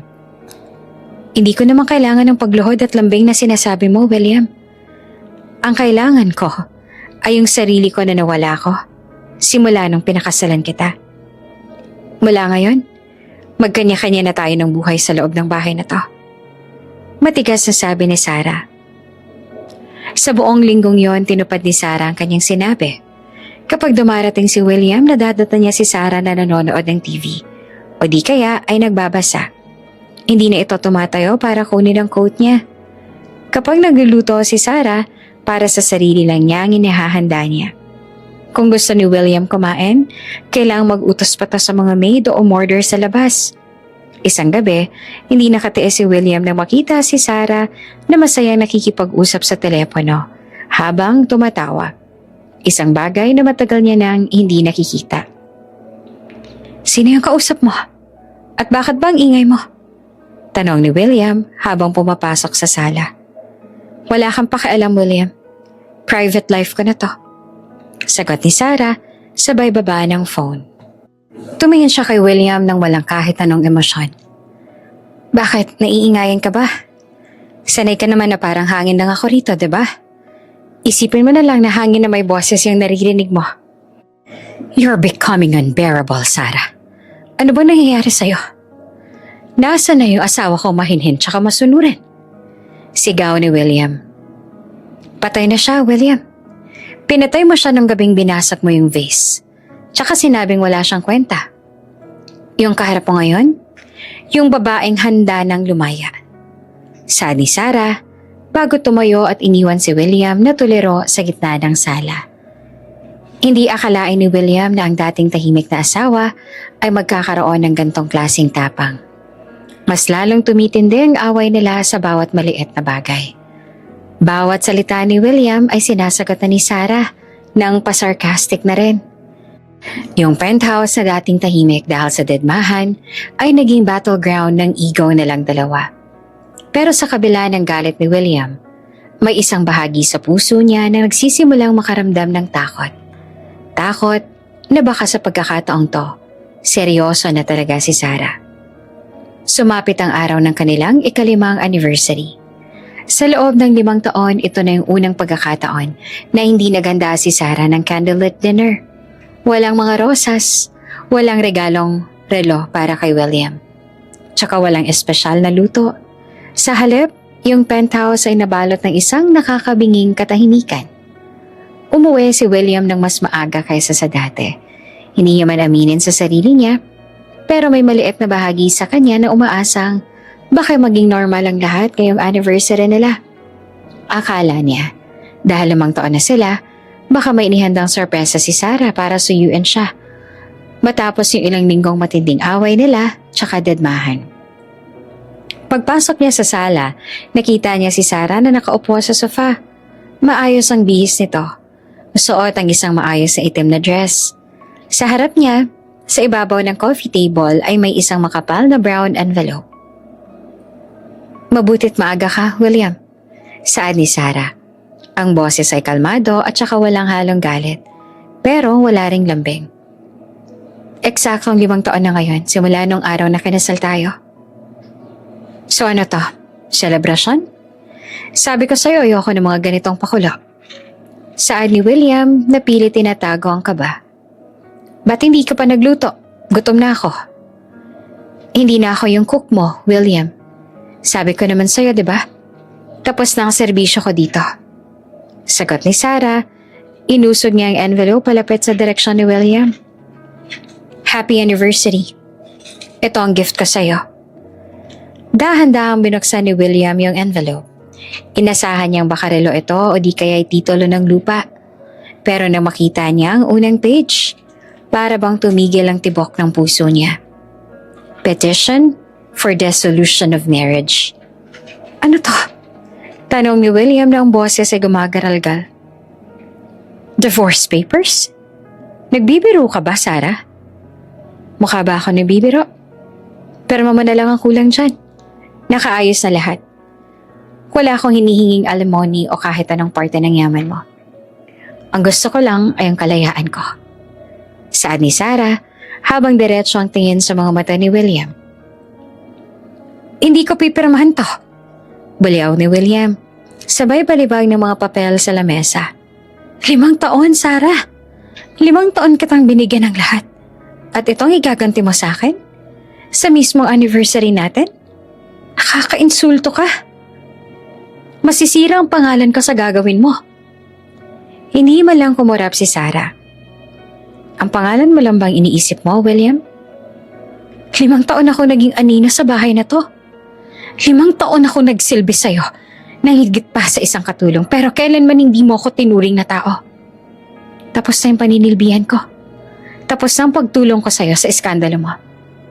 Bayad na ako sa lahat ng utang na loob na akala mo meron ako sa'yo. Wala kang mapupuntahan kapag iniwan mo ako. Kapag umalis ka, sinong tatanggap sa'yo? Sige nga, pinakasalan lang kita. Without me, you are just nobody. Sigaw ni William na sinubukang takutin si Sarah gaya ng dati. Mas mabuti nang mag-isa kesa kasama yung taong pinaramdam sa akin na wala akong kwenta araw-araw. Matigas na sagot ni Sarah. Tumayo siya at kinuha ang kanyang handbag. Nakaimpake na yung mga gamit ko. Iiwan ko na yung susi sa guard. Pag-isipan mo yung pagpirma, William. Kasi kahit hindi mo papirmahan yan, hindi na ako babalik dito. Sarah, bumalik ka rito. Hindi pa tayo tapos mag-usap. Sigaw ni William habang sinusundan si Sarah patungo sa pinto. Huminto si Sarah at lumingon. Sa unang pagkakataon, nakita ni William yung isang Sarah na hindi na natatakot sa kanyang galit. Tapos na tayo, William. Matagal na tayong tapos. Ngayon ko lang tinapos yung pagtitiis ko. Padabog na isinara ni Sarah ang pinto bago iniwan si William na nakatayo sa gitna ng malawak na penthouse. Tinitigan ni William yung divorce paper sa lamesa. Hindi siya makapaniwala. Yung mahinhin, matiisin at mapagmahal na si Sarah ay nagawa siyang iwan sa mismong araw na dapat ay ipinagdiriwang nila ang pagsasama nila. Sa bawat sulok ng bahay, para bang narinig ni William ang boses ni Sarah. Pero sa pagkakataong ito, hindi ito yung tinig na nagtatanong kung gusto niya ng tsaa. Ito ang tinig ng isang babaeng tuluyan ang nakawala sa kanyang mga kamay. At sa gitna ng kanyang matinding galit, isang hindi pamilyar na pakiramdam ang nagsisimulang gumapang sa dibdib ni William. Isang pakiramdam ng kawalan na hindi niya akalaing mararamdaman niya para sa babaeng 5 taon niyang dinededma. Isang linggo na ang lumipas mula nang iwan ni Sarah ang penthouse. Noong una iniisip ni William na babalik din yung asawa. Inaasahan niyang pagkalipas ng ilang araw na walang panggastos o matutuluyan. Tatawag ito, tsaka hihingi ng pasensya sa kanya. Pero lumipas ang mga araw na tanging katahimikan lang ang sumasagot sa kanya. Sa loob ng opisina ni William, hindi siya makafocus sa mga trabaho niya. Nakatitig lang siya sa mga papeles sa harapan niya. Pero ang isip niya ay nasa divorce papers na iniwan ni Sarah sa kanilang mesa. Sir, may problema po ba? Tanong ni Jane na mapansin ang pananahimik ng boss niya. Wala. May balita ba tungkol sa kumpanya? Malamig na tanong ni William. Wala naman po, sir. Pero tumawag po yung abogado ninyo. Tinatanong kung may balita na raw ba kay Ma'am Sarah. Sagot ni Jane. Wala siyang pakialam sa asawa ko. Umalis ka na. Asik ni William. Nang gabing yon, umuwi si William sa penthouse na sobrang dilim. Walang nagbukas ng ilaw para sa kanya. Walang amoy ng bagong lutong pagkain. Pagpasok niya sa kusina, nakita niya ang isang empty refrigerator. Walang kahit anong handang pagkain. Doon lang niya napagtanto sa loob ng 5 taon. Si Sarah palang gumagawa ng lahat ng maliliit na bagay na nagpapagaan ng buhay niya. Bakit ba ako apektado? Ako naman ang may gusto ng tahimik, diba? Bulong ni William sa sarili habang nagbubukas ng isang lata ng beer. Pero yung katahimikan na dati niyang hinahangad ay parang isa ng parusa ngayon. Pumunta siya sa kwarto ni Sarah. Binuksan niya ang closet at nakitang wala na talaga lahat ng mahahalagang gamit nito. Tanging yung mga mamahaling gown na binili niya para sa mga business galang na tira doon. Hindi malang dinala ni Sarah yung mga yon. Iniwan ito lahat ng gamit na may koneksyon sa kanya. Masyado siyang mapagmataas. Akala niya naman kaya niya. Sad ni William nang may galit bago umiswin. Kinuha niya ang kanyang phone at tinawagan ang kanyang private investigator. Gusto kong malaman kung nasan si Sarah ngayon. Ngayon din. Makalipas ang ilang oras, nakatanggap siya ng mensahe. Isang address ng isang simpleng apartment at isang impormasyon na ikinagulat niya. Nakita siya sa isang restaurant sa Makati ngayon lang, sir. May kasama siyang lalaki. Sabi ng boses sa kabilang linya. Lalaki? Sinong lalaki? Singhal ni William. Hindi po namin tukoy, sir. Pero base sa plate number ng sasakyan, mukhang isang doktor ang kasama niya. Parang may sumabog na galit sa dibdib ni William. Doktor? Isang linggo pa lang silang hiwalay pero may kasama na agad siyang iba. Hindi makapaniwala si William na yung mahinihin at para bang walang malay na si Sarah ay may nakatagong backup plan pala. Sundan niyo sila. Ipadala niyo sa akin lahat ng pictures. Gusto kong malaman ang bawat galaw nila. Utos ni William. Hindi nakatulog si William ng gabing yon. Paulit-ulit niyang tinitingnan yung picture na ipinadala sa kanya. Malabo ang kuha, pero kitang-kita yung ngiti ni Sarah. Isang ngiti na kailanman ay hindi niya nakita sa loob ng 5 taon. Nakikipagtawanan to sa lalaki na kasuit na para bang wala siyang pakialam sa asawang iniwan niya. 5 taon mo akong pinagsilbihan. Tapos ganito lang? Saad ni William habang mahigpit na hinahawakan ang kanyang baso. Sa gitna ng kanyang galit, naramdaman niya ang isang matinding selos. Hindi dahil sa mahal niya si Sarah, o yon ang akala niya, kundi dahil pakiramdam niya ay ninakawan siya ng pagmamay-ari niya mismo. Para sa kanya, asawa niya si Sarah at walang karapatan yung kahit na sino na kumuha ng atensyon nito maliban sa kanya. Hindi kita hahayaang maging masaya ng ganun ng kadali, Sarah. Sinira mo yung anniversary natin. Sisirain ko rin ang bawat bit niya ng doktor na yan. Angil ni William sa dilim.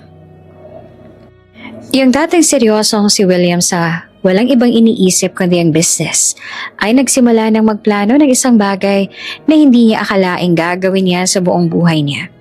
Ang mag-stalk sa sarili niyang asawa. Hindi siya papayag na yung babaeng dinededman niya ng 5 taon ay makakahanap ng ligaya sa iba habang siya ay nagdurusa sa katahimikan ng bahay niya. Kinabukasan, hindi pumasok sa opisina si William. Imbes na mga kontrata ang hinarap, yung report ng investigator niya ang binubusisi niya. Nakalagay doon na magkikita ulit sina Sarah at yung doktor sa isang sikat na Italian restaurant para sa lunch. Hindi naman mapakali si William na para bang may mga langgam sa kanyang upuan habang iniisip na tatawanan na naman ni Sarah yung mga biro ng lalaking yon. Jane, i-cancel mo lahat ng meetings ko ngayong hapon. Sabihin mo may emergency. Utos niya sa telepono. Pero sir, nandun po yung mga investors mula sa London. I said cancel it. Sigaw ni William bago ibaba yung telepono. Nagsuot siya ng simpleng jacket at sombrero para hindi agad makakilala. Sumakay siya sa isang sasakyang hindi niya madalas gamitin at nagtungo sa restaurant. Pagdating doon, nakita niya agad ang sasakyan ng doktor.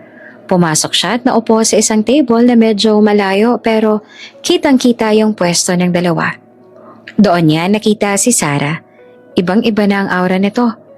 Wala na yung malungkot na mga mata na palaging sumasalubong sa kanya sa pinto ng penthouse. Ngayon, nakasuot ito ng isang floral dress at mukhang sobrang saya. Yung lalaking kasama naman ito na tinatawag niyang Dr. Lucas ay panayang asikasa sa kanya. Pinaghahanda siya nito ng pagkain, tsaka pinupunasan pa yung gilid ng labi ni Sarah. Walang hiya. Bulong ni William habang nanggigigil sa hawak na tinador. 5 taon siyang nagsilbi sa akin. Pero kahit na kailan, hindi ko siya nakitang tumawa ng ganyan. Hindi nakatiis si William. Tinawag niya yung manager ng restaurant. Magkano buong restaurant na to? Po? Sir, hindi po ito binibenta. I am William Navarro. I want to buy this place. Right now. Or at least I want to rent out the entire floor for a private event. Starting 10 minutes from now. Paalisin mo lahat ng tao. Maliban sa 2 yan sa dulo. Utos ni William sabay lapag ng kanyang black card. Dahil sa kapangyarihan ng pera, mabilis na kumilos ang manager. Isa-isang nilapitan ng mga customer at pinakausapang umalis dahil sa isang technical problem. Pero nang lapitan ng table ni Sarah, tumayo si William at lumapit sa kanila. Anong ginagawa mo rito, William? Gulat na tanong ni Sarah nang makita ang asawa. Nawala agad ang ngiti sa mga labi nito. At yon ang mas lalong nagpainit ng ulo ni William. Nagkataon lang, nakakain din ako dito. Pero nalaman ko na under maintenance na yung restaurant na daw kaya kailangang umalis ng lahat. Malamig na saad ni William habang nakatingin ng matalim kay Lucas. Maintenance? Pero kakadating lang ng pagkain namin. Saad ni Lucas na para bang naguguluhan. Sabi ng management, kailangan nang umalis ngayon din. Giit ni William. William, wag mo nga akong ipahiya dito. Alam kong ikaw ang may gawa nito. Inasasabi ni Sarah. Hindi ka na, Lucas. Sa iba na lang tayo kumain. Tumayo ang dalawa at lumabas. Akala ni William tapos na siya. Pero hindi niya mapigilan ang sarili. Sumunod siya sa kanila. Pumunta ang dalawa sa isang parke at bumili na lang ng street food. Doon sila naupo sa bench. Nagtatawanan pa rin habang kumakain ng fishball. Nakatitig lang si William mula sa loob ng kanyang kotse. Hindi niya maintindihan bakit mas masaya si Sarah sa fishball kasama ng doktor na yon kesa sa steak at wine na kaya niyang ibigay. Ano bang meron sa lalaking yan na wala ako? Tanong ni William sa sarili. Habang pinapanood niya sila, napansin niya yung paraan ng pakikinig ni Lucas kay Sarah. Nakatingin ito ng diretso sa mga mata ng babae. Tumatango at para bang interesado sa bawat kwento nito. Naaalala ni William ang sarili niya. Palagi siyang nakatingin sa tablet, sa phone o sa malayo kapag nagsasalita si Sarah. Isang matinding kirot ang naramdaman ni William sa kanyang dibdib. Hindi lang ito selos dahil sa ego. Ito yung unti-unting pagpapakita sa kanya ng katotohanan. Na sa loob ng 5 taon, naging bingi siya sa babaeng pinaka-importante pala sa buhay niya.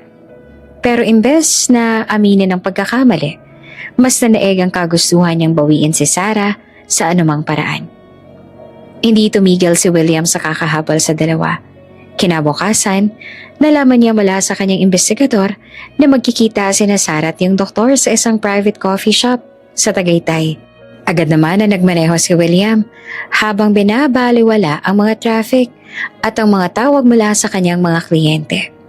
Pagdating niya doon, nakita niya silang nakaupo sa may balcony, tinatanaw ang bulkang Taal habang masaya nag-uusap. Order mo ako ng kape, yung pinakamahal. Utos ni William sa kanyang driver na isinama niya para hindi siya masyadong halata. At alamin mo kung anong kinakain nila. Habang nakamasid mula sa malayo, nakita ni William kung paano dahan-dahang hinawakan ni Lucas ang kamay ni Sarah. Gusto nang sumugod ni William at manuntok. Muntik na nga niyang mabasag ang baso ng kape na hawak niya. Sir, baka gusto niyo pong lumapit? Tanong ng driver niya. Hindi pa. Hayaan mo muna silang mag-enjoy. Sisirain ko rin yan. Bulong ni William. Nang matapos ang date ng dalawa, sinundan pa rin sila ni William hanggang sa makarating sila sa tapat ng bagong apartment ni Sarah. Nakita niyang hinalikan ni Lucas si Sarah sa noo bago ito pumasok. Yung selos ni William ay umabot na sa puntong hindi niya na kayang kontrolin. Pagkaalis ni Lucas, agad na lumabas si William sa kanyang sasakyan at kumatok ng malakas sa pinto ni Sarah. Sino yan? Tanong ni Sarah mula sa loob. Nang buksan niya ang pinto at makita ang galit na mukha ni William, agad siyang napabuntong hininga. Anong ginagawa mo rito, William? Ini-stalk mo ba ako? Sino yung lalaki yan, Sarah? Isang linggo pa lang tayong hiwalay. May kahalikan ka na agad? Sigaw ni William habang pilit na pumapasok sa loob ng maliit na apartment. Wala kang karapatang sigawan ako sa loob ng pamamahay ko. At anong pakialam mo kung sino yung kasama ko? Nagbigay na ako ng divorce paper sa'yo, diba? Sagot ni Sarah na hindi malang natitinag sa galit ng asawa. Hindi ko pa pinipirmahan yan, kaya asawa pa rin kita. Mula ngayon, bawal ka nang makipagkita sa lalaking yan. At bakit? Dahil ba nasasaktan yung ego mo? William, 5 taon kitang hinintay na tingnan ako ng ganyan. Napaglaanan ako ng oras. Pero hindi mo ginawa. Ngayon may taong nakikinig sa akin. Tsaka pinaparamdam sa akin na importante ako, bigla kang susulpot. Saad ni Sarah na may halong pait. Nasisilaw ka lang sa atensyon niya. Hindi mo siya kilala, Sarah. Baka pera lang ang habol niyan sa'yo. Pangangatwiran ni William. Pera? William, hindi niya alam na asawa mo ako. Ang tingin niya sa akin, si Sarah lang. At sapat na sa akin yan. Ngayon, lumayas ka na bago ko patawagin yung security. Matigas na sabi ni Sarah. Napilitang lumabas si William dahil sa tindi ng tingin ni Sarah. Sa loob ng sasakyan, sinuntok niya ang dashboard. Hindi ako papayag. Hahanapan ko ng dumi ang doktor na yan. Tinawagan niyang muli ang kanyang investigator. I want everything about that doctor. His history, his family, his bank accounts. I want to know everything. Pero makalipas ang ilang oras, nakatanggap siya ng tawag na ikinagulat niya. Sir, may problema po. Saad ng investigator. Anong problema? Huwag mong sabihin wala kayong nakuha. Opo, sir. Very private po yung buhay niya. Wala kaming mahanap na records tungkol sa mga naging girlfriend niya o kahit anong dumi. Kahit po sa social media wala siyang bakas. Para siyang multo na bigla na lang lumitaw sa tabi ni Ma'am Sarah. Lalong naghinala si William. Imposible. Lahat ng tao may tinatago. Hanapan niyo pa. Hukayin ninyo lahat. Dahil sa kawalan ng impormasyon, mas lalong naging obsessed si William. Sa isip niya, baka isang scammer o masamang tao yung doktor na to na ginagamit lang si Sarah. Pero habang tumatagal ang kanyang pagmamanman, may ibang katotohanan ng unti-unting sumasampal sa kanya. Nakikita niya kung paanong inaalalayan ni Lucas si Sarah sa tuwing tatawid ng kalsada. Nakikita niya kung paano tong nagdadala tsaka nagbibigay ng bulaklak kay Sarah na mukhang pinitas lang sa tabi-tabi. At higit sa lahat, nakikita niya yung oras na binibigay nito. Oras na kailanman ay hindi naibigay kay Sarah. Sa bawat gabi na nakaupo si William sa kanyang sasakyan sa labas ng apartment ni Sarah, nagsisimula siyang mag-isip. Ito ba yung ginagawa ni Sarah sa akin nun? Naghihintay? Umaasa? Nag-aalaga ng walang kapalit? Ang kanyang selos ay unti-unting nahahaluan ng matinding pagsisisi. Nagsisimula na yung maramdaman ng bigat ng 5 taon na binaliwala niya. Pero sa halip na sumuko, lalong tumibay ang desisyon ni William. Kailangan niyang baguhin lahat bago tuluyang mawala sa kanyang babaeng ngayon lang niya na pagtantong, mahal na mahal niya pala talaga. Hindi mapakali si William sa loob ng kanyang opisina. Kahit anong gawin niyang pagbabasa ng mga reports, ang mukha ni Sarah at ng doktor na yon ang nakikita niya. Galit na galit siya sa kanyang investigator dahil sa kawalan ng impormasyon tungkol kay Lucas. Paanong walang records? Gumawa kayo ng paraan. Babayaran ko kayo kahit na magkano.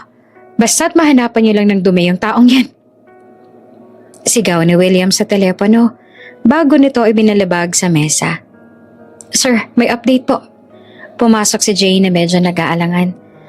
Nalaman po namin na magkikita sila ngayon sa isang art gallery sa mall pagkatapos daw pong manood sila ng sine. Agad na tumayo si William. Ihanda ang sasakyan. At Jane, tawagan mo yung may-ari ng mall na yun. Sabihin mo, bibilhin ko lahat ng ticket sa sinehan sa oras na papanooran nila. Gusto ko, kaming 3 lang nandun. Pero sir, paano po yung ibang mga nanonood? Tanong ni Jane. Bayaran mo sila ng doble o triple. Wala akong pakialam sa gastos.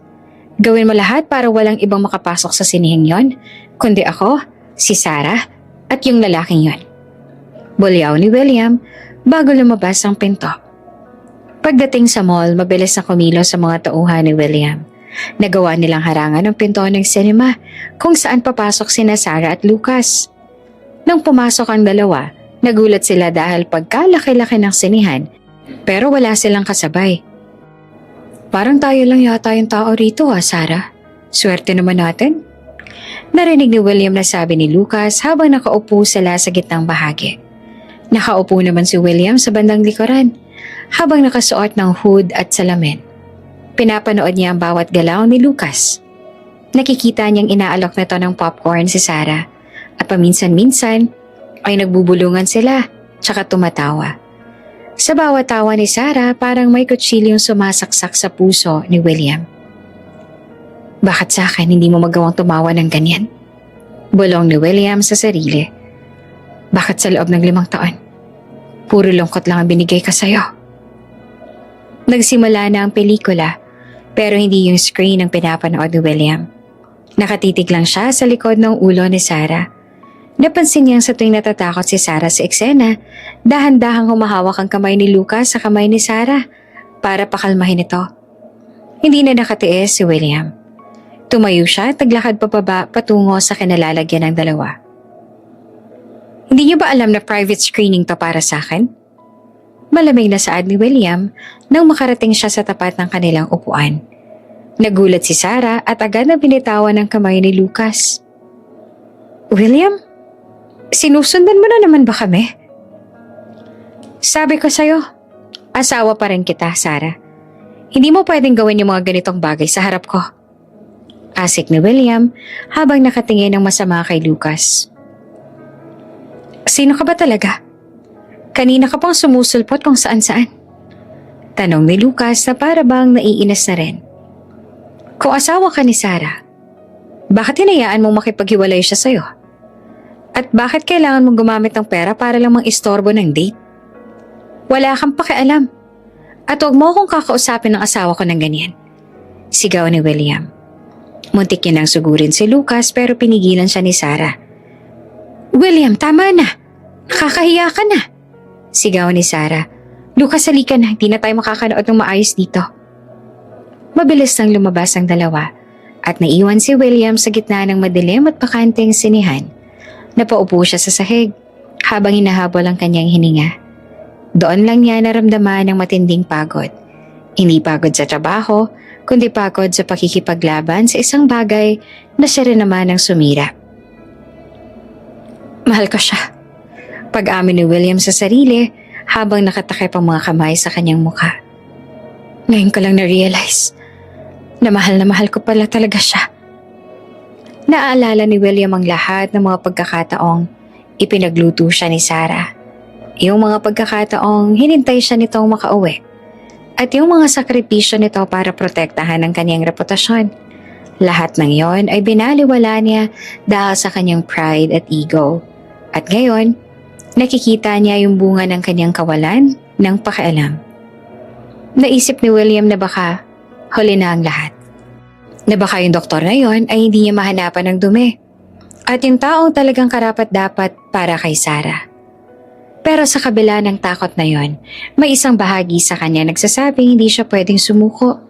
Kailangan niyang patunayan kay Sarah na kaya niyang magbago, na kaya niyang maging asawa na matagal na nitong hinahanap. Hindi ko hahayaang mapirmahan yung mga papel na yun, Sarah. Panata ni William sa loob ng tahimik na sinehan. Gagawin ko lahat. Kahit lumuhod pa ako sa harap mo. Para lang mabawi kita. Ang selos na naramdaman niya ay naging isang matinding determinasyon. Pero bago lahat, kailangan muna ng harapin ang katotohanan. Na ang tunay na kaaway niya ay hindi yung doktor, kundi ang sarili niyang nakaraan at ang lamig ng puso niya. Hindi pa rin tumigil si William. Matapos ang eksena sa sinehan, lalong naging desperado si William. Pakiramdam niya ay naubusan na siya ng oras habang papalapit ang hearing para sa legal separation nila. Hindi na siya pumapasok sa opisina. Ang kanyang buong mundo ay umiikot na lang sa kung nasaan si Sarah at yung misteryosong doktor na yon. Sir, may bago po silang schedule. Ulat ng kanyang investigator sa telepono. Nasa isang exclusive resort po sila sa Laguna ngayon. Mukhang mag-overnight sila, sir. Ano? Overnight? Halos mabasag ang boses ni William sa galit. Ihandaan niyo ang chopper. Ngayon din. Sa loob ng chopper, hindi mapakali si William. Yung isiping magkasama sa isang resort sina Sarah at Lucas ay nagpapasikip sa kanyang dibdib. Pagdating sa resort, hindi na siya nag-aksaya ng panahon. Binili niya ang lahat ng bakanting villa na malapit sa villa ni Sarah para lang matiyak na walang ibang tao sa paligid nila. Nadatnan niya yung dalawa sa tabi ng pool. Nakasuot si Sarah ng isang simpleng white sundress, habang si Lucas naman ay nakasuot ng short at t-shirt. Nagtatawanan sila habang umiinom ng juice. Sige na, Sarah. Sabihin mo na sa akin. Kailan mo balak pirmahan yung huling document? Tanong ni Lucas. Narinig ito ni William mula sa pinagtataguan niyang halamanan. Malapit na, Lucas. Konti na lang, malaya na ako. Salamat talaga sa pagtulong mo sa akin sa panahong to. Hindi ko alam kung anong gagawin ko kung wala ka. Sagot ni Sarah sabay hawak sa braso ni Lucas. Hindi na nakatiis si William. Lumabas siya mula sa pinagtataguan niya. Ang kanyang mukha ay pulang-pula sa galit at selos. Hindi kailanman mangyayari yan. Hindi ka magiging malaya, Sarah.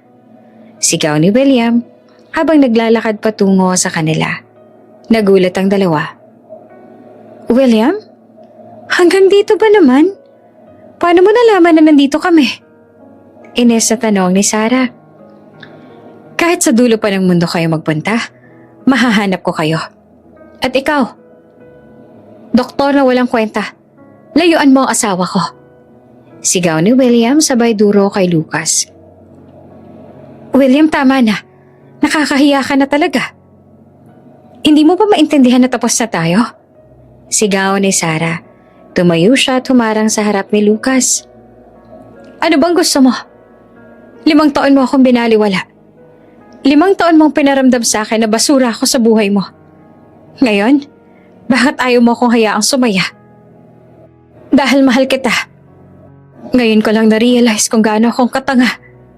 Sigaw ni William sa unang pagkakataon ay umamin siya sa harap ni Sarah. Nagsiselos ako dahil binibigay niya lahat sa iyo ng pagkukulang ko. Nagsiselos ako dahil siyang nagpapatawa sa iyo. Pero baka nakakalimutan mo, asawa pa rin kita. Mahal? Ngayon mo lang sasabihin yan kung kailan iniwan na kita? Kung kailan pagod na ako? Tanong ni Sarah na lumuluha ng mga mata. Yung pag-ibig hindi lang yan sinasabi, William. Pinapadama yan. At sa loob ng 5 taon, si Lucas lang ang nakinig sa akin. Siya lang nagtanong kung okay lang ba ako. Susubukan ko, Sarah. Magbabago ako. I-cancel natin yung divorce, please. Kahit anong gusto mo gagawin ko, huwag ka lang sumama sa lalaking ito. Pagsusumamo ni William, na ang kanyang boses ay puno ng pait. Huli na, William. Masyado nang malalim ang sugat. Saad ni Sarah bago hilahin si Lucas paalis. Naiwang nakaluhod si William sa damuhan ng resort. Pinapanood niya ang paglayo ng dalawa. Sa bawat hakbang ni Sarah papalayo sa kanya, pakiramdam niya ay dinudurog ang kanyang buong pagkatao. Ngayon niya naiintindihan ang tunay na kahulugan ng pagsisisi. Yung akala niya nasa kanya na lahat at ngayon niya lang napagtanto na yung pinakamahalagang kayamanan niya ay hinayaan niyang mawala dahil sa sarili niyang pride. Hindi ako susuko, Sarah. Bulong ni William sa gitna ng kaniyang pagluha. Hahanap ako ng paraan para patunayan sa'yo na ako pa rin ang lalaking para sa'yo. Sa gitna ng kaniyang matinding selos, may nabubuong plano sa isip ni William. Kung hindi niya mahanap ang dumi ni Lucas, gagamitin niya ang huling alas niya. Ang katotohanan ng kanilang nakaraan at ang pangakong magbabago na kailanman ay hindi pa niya naipakita. Hindi na alam ni William kung paano pa yung gagawin niya. Bawat gabi ay parang parusa dahil hindi siya sanay na wala si Sarah sa kanyang tabi. Kahit pa dati sa kabilang kwarto lang to. Bawat sulok ng penthouse ay nagpapaalala sa kanya ng mga pagkukulang niya. Ang mga pagkaing hindi niya tinikman, yung mga kwento na hindi niya pinakinggan, at yung mga luhang hindi niya pinunasan. Dahil sa sobrang desperasyon, naisipan ni William na puntahan muli ang apartment ni Sarah. Pero bago siya bumaba ng sasakyan, nakita niya yung pamilyar na kotse ni Doc Lucas na huminto sa tapat. Nakita niyang bumaba ang dalawa. May dalang mga shopping bags at masaya nagtatawanan. Hanggang kailan mo ba ako papahirapan, Sarah? Bulong ni William habang nakahawak ng mahigpit sa manibela. Sinundan niya ang dalawa hanggang sa pumasok sila sa loob ng apartment. Hindi siya umalis. Naghintay siya sa labas ang halos 3 oras. Bawat minutong lumilipas ay parang kutsilyong sumasaksak sa kanya. Habang iniisip kung anong ginagawa ng dalawa sa loob, sa isip niya, baka ito na yung katapusan ng lahat. Baka pumirma na si Sarah sa huling dokumento. Nang lumabas si Lucas, agad na hinarang ni William ang sasakyan nito gamit ang kaniyang mamahaling sports car. Mabilis na bumaba si William at kumatok ng marahas sa bintana ni Lucas. Lumabas ka dyan! Mag-usap tayo! Lalaki sa lalaki! Sigaw ni William. Bumaba naman si Lucas. Kalmado pa rin ang mukha pero bakas ang inis. Ano na naman ba to, William? Hindi ka ba talaga titigil? Nakakaabala ka sa buhay ni Sarah. Wala akong pakialam kung maabala siya. Ang sakin lang, layuan mo siya. Sabihin mo sa akin, magkano bang kailangan mo para iwanan mo ang asawa ko? 1 milyon? 10 milyon? 1 bilyon? Sabihin mo lang ang presyo mo. Buliaw ni William habang kinukuha ang kanyang checkbook. Tumawa ng mahina si Lucas. Akala mo ba lahat ng bagay sa mundo mabibili na ng pera? Yan ang problema sa'yo, William. Masyado ka nakatingala sa yaman mo. Kaya hindi mo nakikita yung mga tao nasa paligid mo. Hindi mo nakita yung halaga ni Sarah hanggang sa mawala siya. Wala kang karapatang pangaralan ako at hindi mo siya kilala gaya ng pagkakakilala ko sa kanya. Sigaw ni William na handa ng manuntok. Talaga? Kilala mo ba siya? Alam mo ba kung anong paborito niyang kanta? Alam mo ba kung bakit siya umiiyak tuwing umuulan? O kung anong pangarap niya bago kanya pinakasalan? Sunod-sunod na tanong ni Lucas. Natigilan si William. Wala siyang maisagot.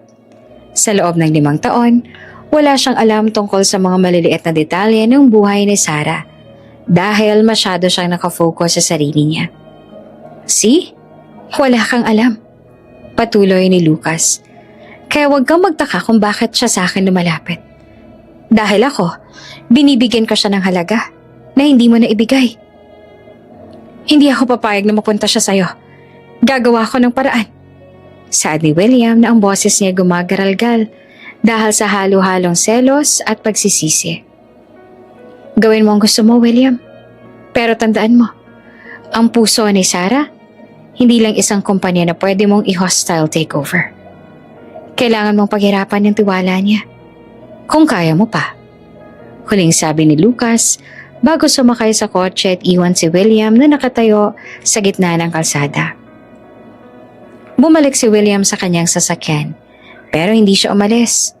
Nakatingin lang siya sa bintana ng apartment ni Sarah kung saan nakabukas pa yung ilaw.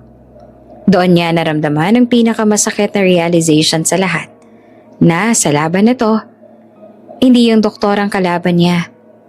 Yung kalaban niya yung 5 taon na binaliwala niya.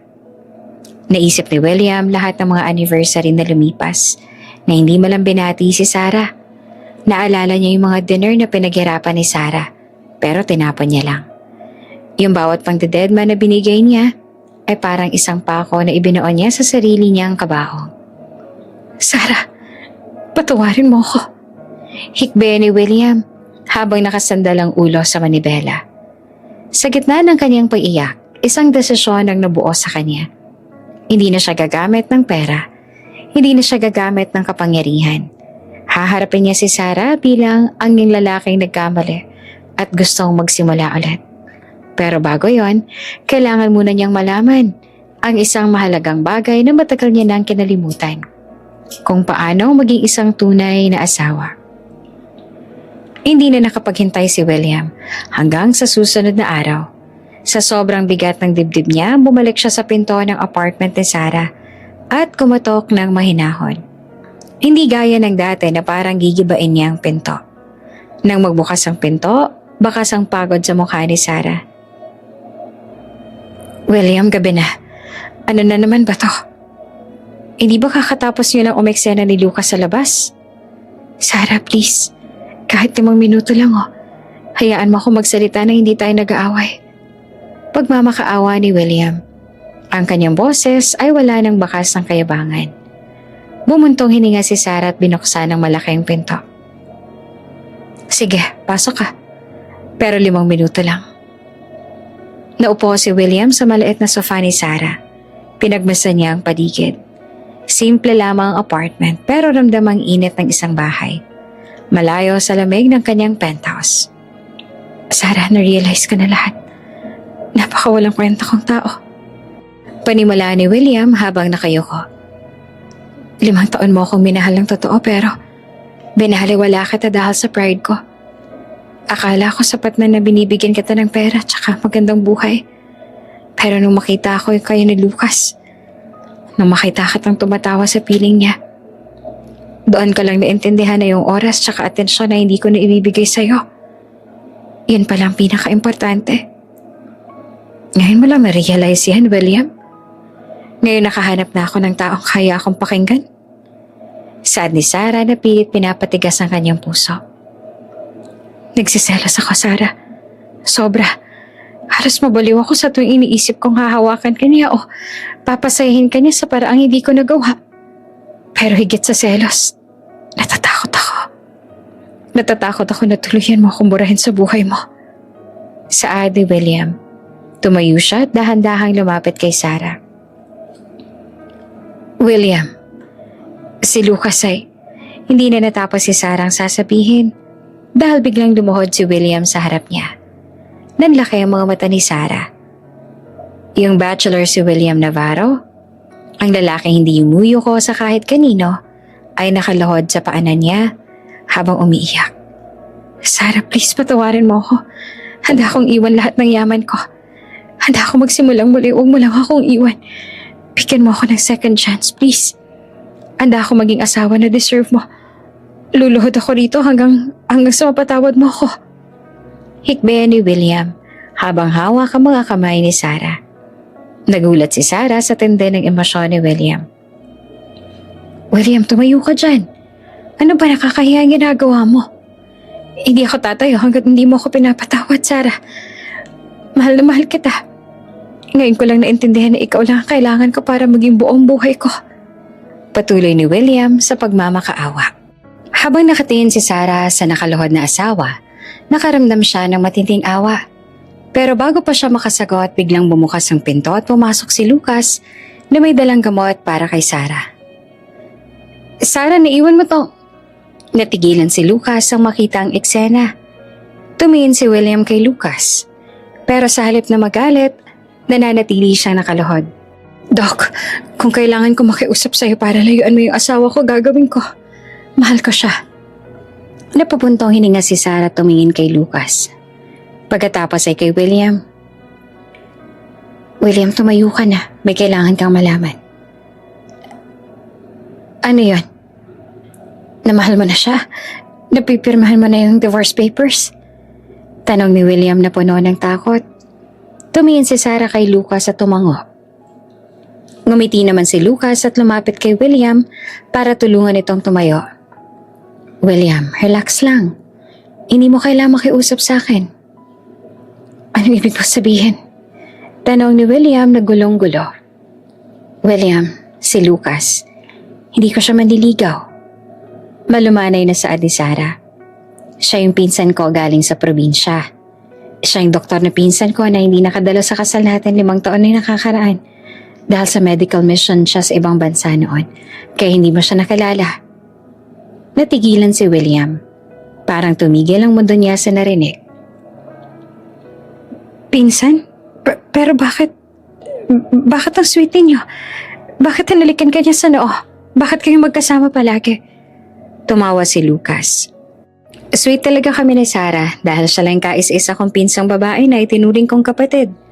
At yung sinasabi mong kissing scenes, kuya move lang yon, William. Sinadya namin hindi magpakilala sa'yo kasi gusto ni Sarah na makita kung talagang may pakaalam ka pa sa kanya. So, pinagplanuhan niyo to? Tanong ni William na hindi pa rin makapaniwala. Hindi naman sa pinagplanuhan, William, sagot ni Sarah. Gusto ko lang maramdaman na may lalaking magtatanggol sa akin, na may magsiselos para sa akin. Gusto ko makita kung mahal mo pa talaga ako o yung ego mo lang ba'y nasasaktan. Napaupo si William sa sofa na hingal. Kaya pala wala akong mahanap na records. Kaya pala napaka-private ng buhay niya. Dahil hindi naman pala talaga siya kalaban. William, ginawa ko to dahil pagod na ako maging anino. Gusto ko makita kung kaya mo bang magbago. Saad ni Sarah habang lumalapit sa asawa. Tumitig si William kay Sarah. Patawarin mo ako, Sarah. Kahit pinsan mo pa siya o hindi, yun totoo. Nagkulang talaga ako sa'yo. Pero ngayong alam ko na hindi ka pala tuluyang nawala sa akin. Hindi ko nasasayangin ang pagkakataong to. Hinarap ni William si Lucas. Salamat, Doc. Salamat sa pag-aalaga sa asawa ko nung wala ako sa tabi niya. At pasensya na sa mga inasal ko. Ayos lang, William. Basta siguraduhin mong hindi naiiyak ang pinsan ko, ha? Kundi ako mismo maglalayo sa kanya sa'yo ng tuluyan. Babala ni Lucas nang may ngiti. Naiwang mag-isa sina William at Sarah sa loob ng apartment. Yung tensyon na namamagitan sa kanila sa loob ng 5 taon ay para bang unti-unting natutunaw. Pero alam ni William na hindi sapat yung isang gabi para mabura ang lahat ng sakit. Kailangan niyang patunayan na yung luhod at sorry niya ay hindi lamang para sa gabing iyon, kundi para sa buong buhay niya. Bigyan mo ako ng isa pang pagkakataon, Sarah. Hayaan mong ligawan kitang muli. Bulong ni William habang hawak ang mukha ni Sarah. Pag-iisipan ko, William. Sagot ni Sarah na may bahid ng ngiti. Pero sa ngayon, kailangan mong patunayan na seryoso ka. Pagkatapos ng gabing yon sa apartment, hindi na binalikan ni William ang kanyang dating gawi. Ang lalaking dating hindi mo kausap dahil sa sobrang busy sa trabaho ay biglang nagbago. Kinabukasan, imbes na sa opisina dumiretso, pumunta si William sa isang flower shop at personal na pumili ng mga paboritong bulaklak ni Sarah. Mga sunflower na dati hindi niya lang alam na gusto nito. Nagmaneho siya patungo sa apartment ni Sarah at matyagang naghintay sa labas. Nang lumabas si Sarah para pumasok sa kanyang maliit na flower shop business na sinimulan niya matapos silang maghiwalay, nagulat siya na makita ang asawa na nakasandal sa kotse nito. Good morning, Sarah. Nakangiting bati ni William. Para sa'yo. At eto rin, nagdala ako ng mainit na kape at breakfast. Tiningnan ni Sarah ang mga bulaklak at ang pagkain. William, anong ginagawa mo rito? May meeting ka, diba? Ibinigay ko na kay Mark yung mga schedule ko ngayong umaga. Mas importante ka, Sarah. Hayaan mo akong ihatid ka sa shop mo. Pakiusap ni William. Sa loob ng sasakyan, hindi na gaya ng dati na tahimik at nakatitig si William sa kanyang tablet. Ngayon ay panay ng tanong niya kay Sarah. Kamustang tulog mo? Masarap pa yung kape. Kung gusto mo, pwede kitang tulungan sa shop mo mamaya. William, may trabaho ka, tsaka hindi ka bagay sa flower shop ko, no? Puno ng lupa yun, tsaka gunting. Biro ni Sarah. Bagay ako kahit saan. Basta't andan ka, Sarah. Seryoso ako sa sinasabi ko. Gusto kong bumawi sa 5 taon na sinayang ko sa atin. Seryosong saad ni William habang hawak ang kamay ni Sarah sa tuwing humihinto ang sasakyan. Sa buong linggong yon, naging rutina ni William ang manligaw. Hindi niya ginagamit ang kanyang yaman para bumili ng mga mamahaling bagay. Sa halip ay ibinigay niya ang kanyang oras. Pumupunta siya sa shop ni Sarah para tumulong mag-ayos sa mga bulaklak kahit wala naman siyang alam doon. Minsan, siya pa nagde-deliver ng mga order kahit pinagtitinginan siya ng mga tao dahil sa kanyang mamahaling suot. Isang hapon, habang nag-aayos sila ng mga rosas, biglang dumating si Lucas. Napatingin si William sa kanya, pero sa pagkakataong to ay wala ng galit. "Oh, William, mukhang nag-e-enjoy ka sa pagiging florist Pang-aasar ni Lucas.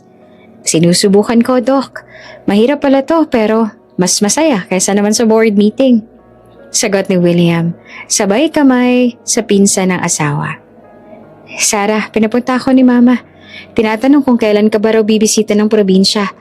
Isama mo na rin daw tong manliligaw mo kung talagang seryoso siya." Ani ni Lucas. Nagkatinginan sina Sarah at William. "Sasama ako, Sarah. Kahit saan ka pumunta, sasama ako." Mabilis sa sagot ni William. Nang makaalis si Lucas, naging seryoso ang usapan ng mag-asawa. "William, bakit mo ba talaga ginagawa to? Hindi ka ba napapagod? Malaki mawawala sa kumpanya mo kung palagi kang nandito." "Sarah, sa loob ng 5 taon, nakuha ko na lahat ng yaman na gusto ko. Pero nung iniwan mo ko, na-realize ko na wala palang kwenta lahat ng bilyones ko kung mag-isa lang akong kakain sa penthouse na yun." Saad ni William habang hinahawakan ang magkabilang balikat ni Sarah. "Yung pagod na nararamdaman ko ngayon, wala pa sa kalingkingan ng pagod na naramdaman mo nung dinededma kita. Gusto kong malaman mo na hindi lang to dahil sa selos o dahil sa nalaman ko yung tungkol kay Lucas. Ginagawa ko to dahil mahal kita at ayaw kitang mawala. Nakikita ko naman ang pagbabago mo, William. At aaminin ko, natutuwa ako na nakikinig ka na sa akin ngayon." Mahinang sabi ni Sarah. "Hindi lang pakikinig, Sarah. Ipinanunumpa ko sa iyo na simula ngayon, ikaw na ang priority ko. At handa akong punitin yung divorce papers na yan sa harap mo." Saad ni William. Kinuha ni William yung divorce papers mula sa kanyang bag na palagi niyang daladala. Sa harap ni Sarah, dahan-dahan niya itong pinunit sa maliit na peraso. "Wala nang divorce na magaganap, Sarah. Yung gusto ko, bagong simula." Napaluha si Sarah. Nakita niya ang pagiging totoo sa mga mata ni William na hindi niya nakita noong unang 5 taon nila. Yung lalaking dati parang buto, ngayon ay nagpapakita na ng tunay na emosyon. "Sige, William, bibigyan kita ng pagkakataon. Pero hindi tayo babalik sa dati. Bubuo tayo ng bago." Saad ni Sarah. Yumakap ng mahigpit si William kay Sarah. "Pangako, hindi mo na muling mararamdaman na mag-isa ka. Maraming salamat, Sarah. Maraming salamat sa pangalawang pagkakataon." Sa mga sumunod na araw, mas lalong naging matatag ang kanilang samahan. Hindi na sila basta mag-asawa sa papel. Nagsimula na silang maging magkaibigan at magkasintahan. Natuto si William na magluto para kay Sarah. At si Sarah naman ay unti-unti nang ibinabalik ang kaniyang buong tiwala sa asawa. Napagtanto ni William na ang tunay na tagumpay ay hindi nasusukat sa laki ng bank account, kundi sa laki ng pagmamahal na kayang ibigay at tanggapin mula sa taong pinakamahalaga sa iyo. At para kay William Navarro, si Sarah ang kanyang pinakamalaking investment na hindi niya nahahayaang malugi ulit. Ito ang araw na pinakahihintay ni William. 1 buwan matapos siyang punitin yung mga divorce papers, nagpa siyang gumawa ng isang malaking hakbang. Hindi ito tungkol sa negosyo sa kumpanya, kundi tungkol sa pagtatama ng lahat ng mali sa nakaraan nila ni Sarah. Inarkila ni William ang parehong simbahan kung saan sila unang kinasal 5 taon na ang nakakalipas. Pero sa pagkakataong to, hindi to dahil sa iskandalo. Walang media, walang mga business partners na hindi naman nila kilala, at walang halong pagpapanggap. Yung mga naroon lang ay si Lucas, pamilya ni Sarah, at ilang malalapit na kaibigan na naging saksi sa pagbabago ni William. Sa loob ng bridal suite, nakaupo ulit si Sarah sa harap ng salamin. Pero sa pagkakataong to, hindi mapawi yung ngiti sa kanyang mga labi. Ang kanyang mga mata ay nanginginig na sa saya. Malayo sa lungkot na naramdaman niya noong unang beses siyang naging bride. Gosh, Sarah, sabi ko naman sa'yo mahal ka talaga ni William. Tingnan mo ngayon, siya pa yung nagmamakaawa para sa renewal of vows na to. Saad ni Monica na naging bridesmaid ulit. Sobra siyang bumawi, Monica. Sa loob ng 1 buwan, hindi niya ako hinayaang matulog nang hindi niya tinatanong kung kumusta ang araw ko. Yung William na nakilala ko noon, parang ibang tao na siya ngayon. Masayang sagot na sabi ni Sarah. Samantala sa altar nakatayo si William. Kanina pa siyang pabalik-balik ng lakad at halatang kinakabahan. Panay ang ayos niya sa kanyang tuxedo at tingin sa kanyang relo. William, kumalma ka nga.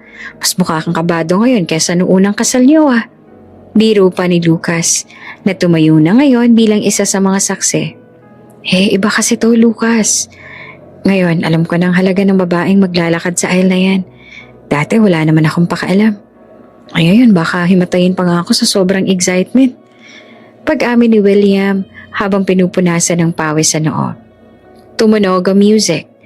Yung pinto ng simbahan ay dahan-dahang bumukas. Doon ay tumambad si Sarah. Suot ang isang simpleng puting gown na mas lalong nagpalitaw ng kaniyang ganda. Sa pagkakataong to, hindi na tumingin sa malayo si William. Ang kanyang mga mata ay nakapako lamang kay Sarah, habang ito ay naglalakad papalapit.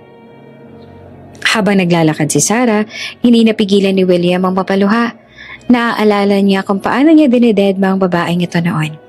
Ngayon, bawat takbang ni Sarah ay parang musika na sa pandinig niya. Nang makarating si Sarah sa harap niya, kinuha ni William ang kamay nito at hinlikan ng buong pagmamahal. You look beautiful, Sarah. I'm so sorry for making you wait for 5 years. Bulong ni William bago sila humarap sa pare. Nagsimula ang seremonya ng renewal of vows. Nang dumating ang oras ng palitan ng sumpa, hinawakan ni William ang 2 kamay ni Sarah at tumingin ng diretso sa kanyang mga mata. Sarah, 5 taon na nakalipas ang mga ako sa harap ng altar na to. Pero hindi ko yan tinupad. Naging asawa mo lang ako sa papel. Panimula ni William na gumagaral-gal ang kanyang boses. Patawarin mo ako. Sa bawat gabi na hinintay mo ako. Sa bawat pagkain na hindi ko tinikman. At sa bawat pagkakataon na ipinaramdam ko sa iyo na hindi ka importante. Ngayon, sa harap ng Diyos at ang mga mahal natin sa buhay, ipinapangako ko na ikaw na ang magiging sentro ng mundo ko. Hindi na ako magdadedma. Pakikinggan kita. Aalagaan kita at mamahalin kita hanggang sa huling hininga ko. Mahal na mahal kita, Sarah Navarro. Naiyak naman si Sarah sa narinig. Kinuha niya yung mic at sumagot din. William, mahal kita simula pa nung una. Kahit ng mga panahong dinededma mo lang ako, minahal pa rin kita. Kaya ako nanatili. Salamat dahil hindi ka sumuko nung akala mo mawawala na ako. Salamat dahil natuto kang makinig at magbago. Handa akong kalimutan lahat ng sakit ng nakaraan para sa bago nating simula. Mahal din kita, William. Nagpalitan sila ng bagong singsing. Mga singsing na simbolo ng kanilang pangalawang pagkakataon. I now pronounce you husband and wife. Again. You may now kiss your bride. Saad ng pare. Sa pagkakataong ito, hindi na sa noong humalik si William. Binuhat niya si Sarah at binigyan ng isang matamis at matagal na halik sa labi habang nagpapalakpakan lahat ng tao sa loob ng simbahan. Masayang-masaya si Lucas na nakatingin sa kanyang pinsan. Pagkatapos ng kasal, nagkaroon ng isang simpleng garden reception. Walang masyadong bonggang pakulo. Puro lang tawanan at kwentuhan. Nakaupo ang dalawa sa isang table, magkahawak kamay habang pinapanood ang paglubog ng araw. Alam mo, Sarah, kung hindi ka nagbigay ng divorce papers na yan, baka hanggang ngayon di pa rin tayo nagpapansinan. Saad ni William habang inaayos ang buhok ni Sarah. Minsan talaga kailangan ng matinding gising para malaman mong halaga ng meron ka. Sagot ni Sarah sabay sandal sa balikat ng asawa. Hindi na ako matutulog ulit. Sarah, simula ngayon bawat gising ko, ikaw nang unang-una kong pahahalagahan. Pangako ni William. Umalis sila sa reception ng maaga.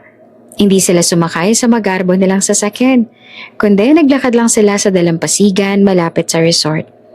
Ang lalaking dati walang oras sa kahit ano ay para bang nahanap ang tunay niyang kayamanan sa simpleng paglalakad kasama ang asawa niya. Sarah, tawag ni William. Gusto mo ba ng tsaa pag-uwi natin? Ako naman ang magtitimpla para sa'yo. Nakangiting tanong ni William. Tumawa si Sarah at niyakap ang asawa. Gusto ko yan, William. Gustong gusto ko. Ang sabi nila ang divorce papers daw ay simbolo ng katapusan ng pagsasama. Pero para kina William at Sarah, ang divorce papers na yon ay naging tulay para maayos ang pagsasama nilang dalawa.